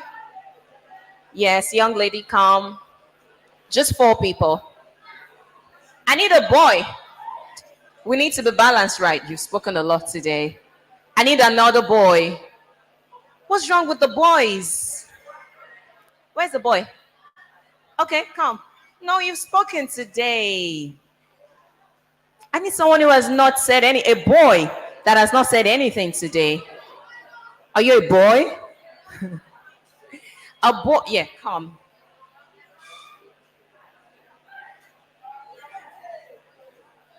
Okay, so you tell us your name, your school, and what you have learned today. My name is Ebeku Precious. I'm from Agidingbe Senior Grammar School. I learned the 5 gifts we have as a youth. And one of them is gift of energy. The second one of gift of time, gift of friendship. But I want to talk more on gift on time. As a youth, we have time. We have much time for ourselves. We need to use our time to make the betterment of our future. Thank you, ma. Clap for him. Next, your name, school. My name is Odalabi Israel. I am from Agedingbe Senior Grammar School. What I learned today is we should not be fearless in front of norms. Like, you should not be shy, you should not have stage fright. And being young is an asset. And we also have the gift of time and gift of energy. Thank you, ma'am. Clap for him. Clap for him. Okay, next. Good day, my fellow students. My name is Asha Mofiba. I'm from Basaf Millennium Senior Secondary School. What I learned today is anything you want to do, you should always put your mind on it. Work hard so you can achieve what you want in life, so you can be successful. And secondly, you should always be bold. Don't be shy whenever you want to say something. Thank you. Clap for her. All right, see your name. My name is Ade Efainyolua, a student of Songo Senior Secondary School. What I learned here today is we should learn to use our time wisely. Like the principal of this event, Mr. Olaonipe Kazim, is sacrificing his time to be able to give us this opportunity. I also learned that we should not be just active, we should be proactive and proactive. Nice. Please clap for her. That round of applause is weak. Please clap for her. Okay. So moving on, we're going to have some few words from the representative of the MD CEO of Terra Developer Limited. That's Mr. Kola Ashiru. And representing him, please put your hands together for Ms. Oluwaseun Benedict. Put your hands together. Thank you. Good afternoon. Good afternoon, everybody. Good afternoon, everybody. Are we excited to be here? Are we happy? Are we cold? Are we hungry? You are not hungry because you just ate, right? Okay, so my name is Sheon Benedict, and I'm here on behalf of the Managing Director, Chief Executive Officer of Terra Developers Limited. At Terra Developers, what we do, we build homes for people. That's what we do. We develop homes in different parts of Lagos, different parts of Abuja, and different cities in Nigeria. And I know that there are many people here who would like to, partake of some of our offerings at Terra Developers. Maybe not you, maybe your uncles, your aunties, your daddies, or your mommies. So at Terra, we are offering you different real estate offerings. You know, we have houses and we have plots of land. And particularly, for some people that would like to explore some of our offerings, especially on our plot of land, if you are buying a plot of land, you are getting your foundation for free. Does that sound exciting? All right, so at Terra, we are offering you free foundation on the plot of land that you purchase. But of course, the purpose of coming here is not just come and buy our land or come and buy our plots. Terra developers, we are also particular about community building, and we are particular about empowering our youth for tomorrow. And that's why we're excited to partner with the foundation and partner with this exciting program to ensure that as much as we can, the society closest to us, we can give back to them. And importantly, we want to ensure that if there's anybody here who has the dream of becoming an engineer, an architect, a quantity surveyor, and all of those professions in the real estate industry, we are offering you the opportunity to intern with us for free. So very quickly, if you are in senior secondary school, can I see your hands up? Senior secondary, okay, I see we have a lot of people here. Now put your hands down. Now, if you have interest in real estate, as per real estate, let me see your hands up. Okay, I see that we are not many, but that's fine. In case you don't know, real estate is the new oil money. For those of you that are not aware. So I remember a speaker was speaking some minutes back, and he asked if you like money, and some of you said you like money. But if I say, how many of you want to be bankers now? I'm sure I will see 90% hands in the air. It's like people don't want to do banking again. What profession are you people doing these days? TikTok. What? Engineer. I heard engineer. What? Doctor. Oh, that's the new generation job. I wish you all the best. What? What? Lawyer. You want to be a lawyer? I have a doctor here. Engineer. Nigerian actress. I like the sound of that. Oh, we have so many actors there too. Anybody wants to be a content creator? Wow. Times are changing. Anybody wants to be a TikToker? Okay.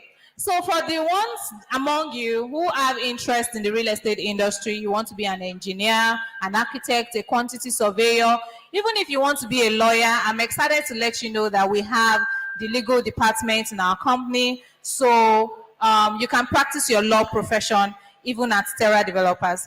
So in the course of this week, as the event goes on, we are going to select some people, just a couple of people that would be privileged to intern with us at Terra. So maybe when you are done with your exams, or you're done with, you're on term break, yes, you're on term break or holidays, and you have, say, 4 weeks or 8 weeks, you can come to our company, come to our properties, our sites, and just see how it happens and what happens at our end.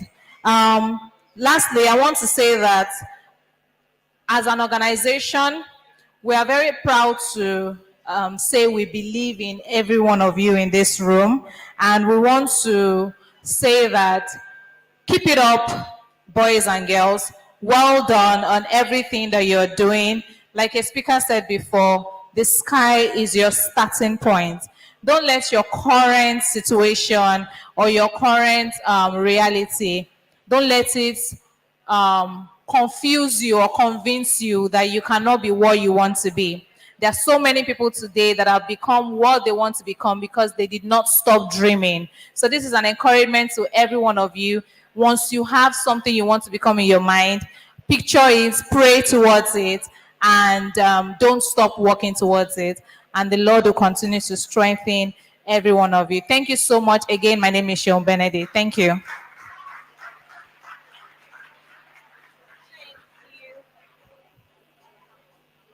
I'm sure some of you didn't know very well about real estate before, right?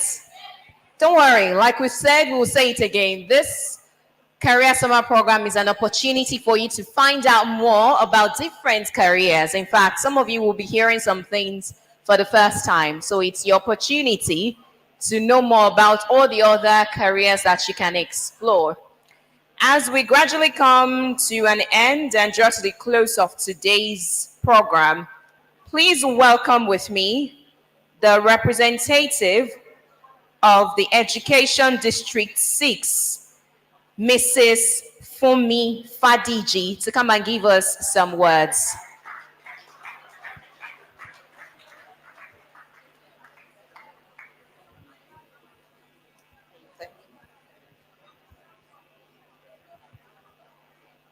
Hello, students. Hello. I bring you goodwill message from the Tutor General Permanent Secretary, Education District 6, in respect of Dr. Sherifat Yusuf. She asked me to tell you that she approved this program for your purpose, and she wants you to pay attention diligently to all the speakers. Career. Choosing a career is not an easy task. You need to be guided. People have to monitor you. People have to expose you to all the walks of life we have. There are a lot of jobs, occupation that you have not been exposed to. But along the line, as you attend this program, you will be exposed to a lot of them. And those ones you will be exposed to will be useful and meaningful to you for your career in future. When you ask students, what do you want to do in future? What do you want to become in future? Many of them, they will not be able to give you meaningful answers. But for this 5 days program that you are attending, you will be able to know what you want to do, what you want to become in life, where you are going in your future. Many of you, when they ask you, what do you want to do? This one will say, I want to be a medical doctor, I want to be a lawyer, I want to be an accountant. There are other things that you can do apart from those ones. For example, content creator. They are earning a lot of money nowadays. Am I lying? TikToker. They are earning a lot of money nowadays. I was going through my phone yesterday and I saw one, they call him Trinity. Do you know Trinity? He bought a house of 93 million for his brother. Yes. Yes. Every one of you, you have one talent or the other that God has embedded onto you. Everything should not be academics. There are a lot of things you can do with your brain. There are a lot of things you can use, things you get in your surrounding to do. Am I communicating? It surprised me when you see students, some university graduates, they will say they are not employed, they don't have work, they don't have work. They can use their brain. I was telling somebody this morning that inside their house to make money.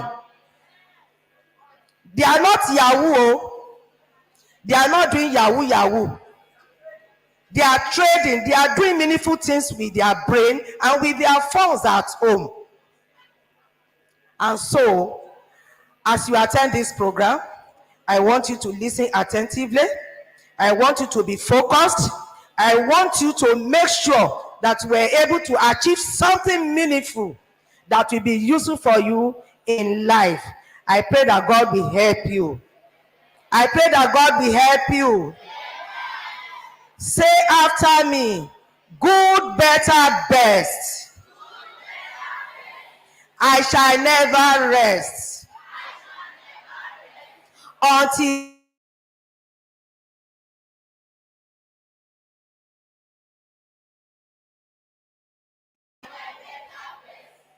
many of you that are sitting down here, I can see that all of you, you are very brilliant students. A round of applause for yourself.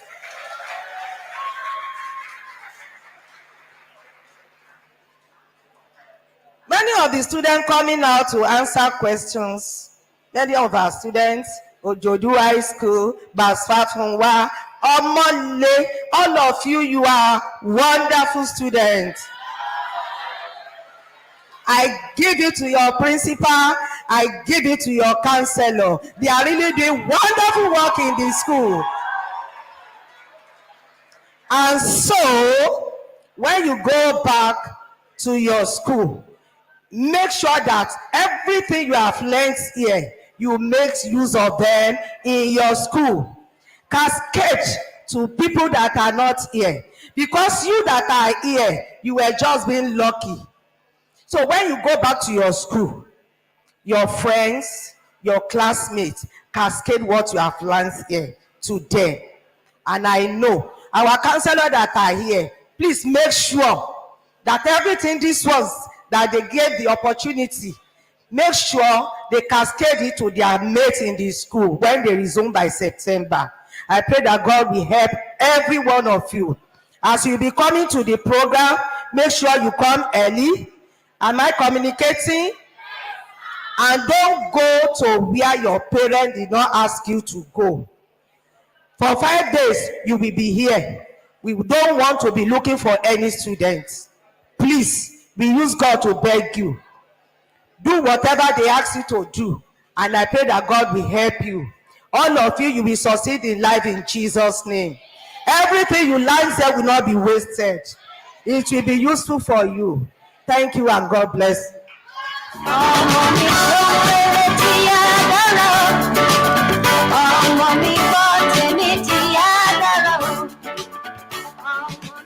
Please put your hands together for Mrs. Fumi Fadiji.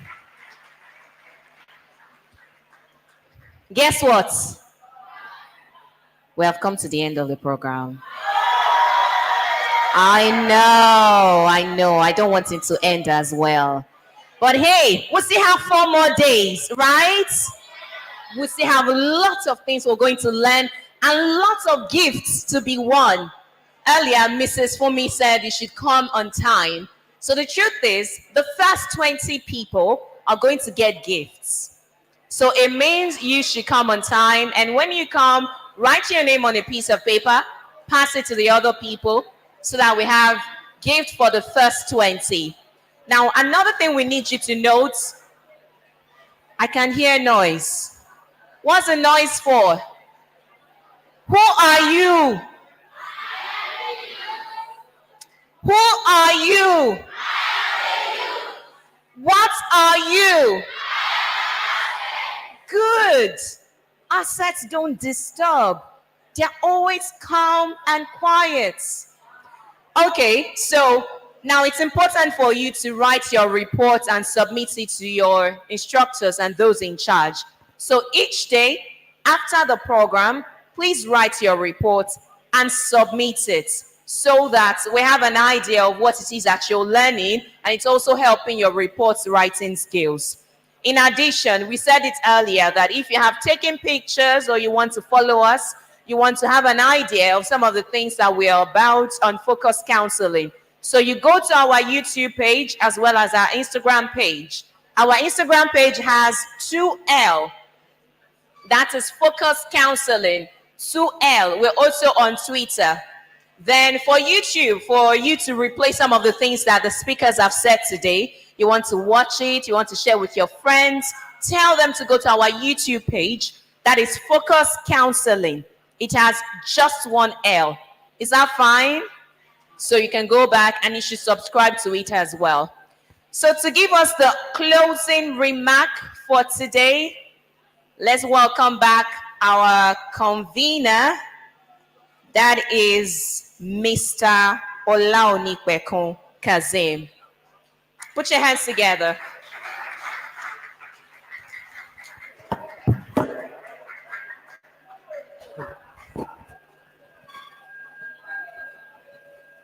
Hello. Okay, so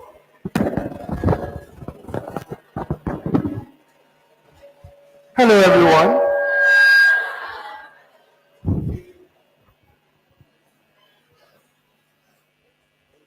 Did you enjoy yourselves today? Are you looking forward to tomorrow? So you see what has happened today is that we have just brought plenty, should I call them old people, to just come and speak to you as fathers and mothers. See, from tomorrow, we now start the real work. And I promise you it's going to be fun. Is there anybody here that has ever been in our program? Is there anybody here that has ever been in our program? Can I see your hands? Ah, I see you. Who else? I see another hand there. What I would have wanted to do was to have that person, one or two people, tell you what to expect. But then again, let's leave the suspense. I want to ask you for something. Every time you sit down for this program, try as much as possible to be quiet. I said, every time you sit down during the program, try as much as possible to be quiet. I still have a lot of murmuring going on. See, when you're not quiet, you lose track of things that you should learn and things that you should know. You will have the rest of the day to make all the noise that you want to make. I still have a lot of side comments going on. Hello, even our representative, you are distracting us.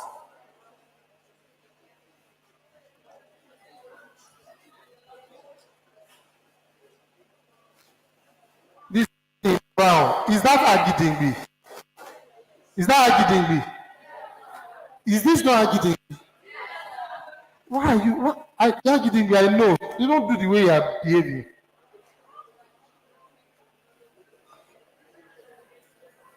So I want to ask us to please be attentive. The next couple of days is going to be fantastic and great. It's a promise. So try as much as possible to get here early. We always keep to our promise by compensating the first few people who get here. So if you're the first person to get here tomorrow, just bring out a notepad or a piece of paper and write your name. As the next person is coming in, you hand it over to them to write their names. Don't worry, once it gets up to 20 on the list, go on till 50. But the first 20 people would get a gift for coming early. Now, we can change our mind to extend it to 50 every day till the end of the program. But you show us first that you know what it means to be here on time. Do you know why we want you to be here on time? We want you to be here on time so we can start on time and finish on time. So, as you go home today, before you go home today, you must write your report and you must submit it. All your aunties and uncles standing right behind and along the aisles. And if it is your school counselor that you want to give it to, submit it to them, they'll give it back to us. Are you with me? Are you with me? Submit it to them and they'll give it back to us. You're going to do that every day. And in reading those reports, we'll be selecting people for extraordinary compensation. So it is upon you to make sure that you write your report. In writing your report, you write your name, you write your school, you write your age, and you write your gender. How many things did I count? How many things did I count? You write your, and your. So you write all of those when you write your report. We'll be reading them and we'll be selecting some of you for some gift items or some form of compensation or even IT. So we've asked you to wear your uniforms when you were coming in today. The reason we asked you to wear your uniforms is so that we could identify the schools by their uniforms. However, from today going forward, we want you to come in mufti. We did not ask you to wear mufti so you can go somewhere else. We just want you to be comfortable moving around when you're on your way here. So for those of you that your friends are not yet here and filled the form and agreed to be here, remember to go home, to tell them what your experience has been today, and tell them what to expect tomorrow. Tomorrow we have a session with IT from Dell Technologies, from law firm, law firm, from Nigerian Air Force. For those of you who might want to build your career within Air Force, we have people from Flour Mills Nigerian PLC who are also going to speak to you about their industries. And we have a whole lot of other people that are going to be having conversations with you tomorrow. So if you were in my shoes, or if I were in your shoes, I'll get home today, prepare, sleep early, wake up early, and be here early tomorrow because we start at exactly tomorrow morning. I would like to recognize the presence of the Assistant Director, Lagos State Ministry of Youth and Social Development, and the person of Mrs. Umar. Thank you very much for coming. Before I will not close this session without having you give a goodwill message, even if it is for 3 minutes, to encourage our participants to be of their best behaviors. So, Ma, I'd like you to put your hands together as we welcome Mrs. Omar, the Assistant Director, Lagos State Ministry of Youth and Social Development. Thank you, Ma.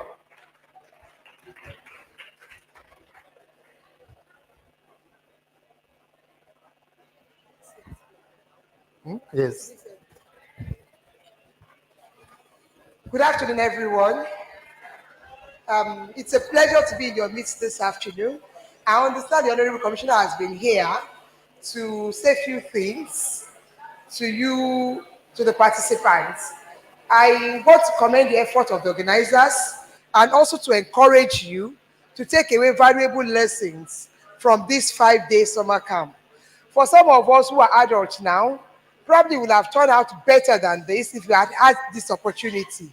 So this is a real opportunity for you all to be a better young adult and to guide you as you move through life. So I want to implore you that you learn, you listen attentively and take away lessons that you will be using as you go through your journey in life. Thank you very much.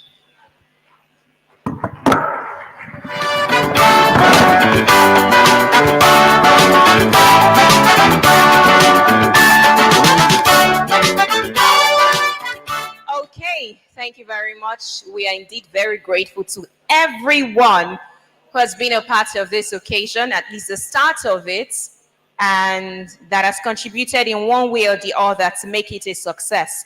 So we just want to again say a huge thank you to all our partners, from Regency Hall Event Center to Lagos State Ministry of Education, Lagos State Ministry of Youth and Social Development, Lagos State Ministry of Environment, Lagos State Parking Authority, Lagos State Lotteries and Gaming Authority, Domestic and Sexual Violence Agency, Terra Developers, Banwo and Igodalo, Wema Bank PLC, Right Foods, Flour Mill Nigeria PLC, Decor by Fortula, GGI Media, Lagos Bus Services Limited. We have Pan African Towers, Alvaro Energy, Bamiye Consulting, Ofada Hub, Dell Technologies, VFD Group, Njikota Foundation, Workforce Group, Nigerian Air Force, Print Flavor, Extreme Clothings, and Zovia Limited. So I want you all to say thank you, our sponsors. Some didn't know where it came from, and you don't want to say thank you. Say thank you, our sponsors. Thank you. So for tomorrow, some of the people that will be in our midst and will be speaking to us, the likes of Omawumi Ogbe, there is Abimbola Agbejule from Wema Bank PLC. We're going to have Mr. Abimbola Owoeye of Dell Technologies. There will be Mrs. Foluke Makinde of Flour Mills Nigeria PLC. We'd also have Shei Bella of Banwo and Igodalu. There will be the squadron leader, Damisa, of the Nigerian Air Force. Would have Sunday Onokoya of Chesin Slums, and would also have the presence of Tolushe Dove Francis of Rail Consulting Limited. Now, for the people who have been online, and if they have any questions they want to participate, you can always participate using the comment section, and we will definitely find your request. Or you can just send a message to us on Instagram. At Instagram, we are at Focus Counseling. Remember that we have gifts to give out to people who have been cooperative, participating, who have been intelligent in their answers, and also have been quite early. And from tomorrow, if you have any sort of emotional issues or abuse and you're looking to have help, from tomorrow, you're going to have the chance to have a counseling session with Mr. Kazim. So that will start from tomorrow till the end of the program, God willing and allowing all plans to go as expected. So we've come to the end of today's program.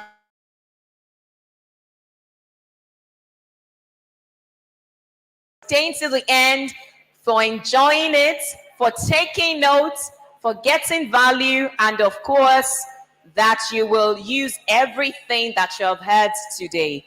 So tomorrow, we go again. What time do we have to be here? Now, this side is giving me the energy. You all are sleeping now. What time do we have to be here tomorrow? Good. So tomorrow, 8:30, we'll begin with all the talks, the discussion, as well as the clarity session that you get from our speakers. Take care of yourself, everyone. Don't forget to submit your reports, and see you tomorrow. Bye. No one will say bye to me. Bye.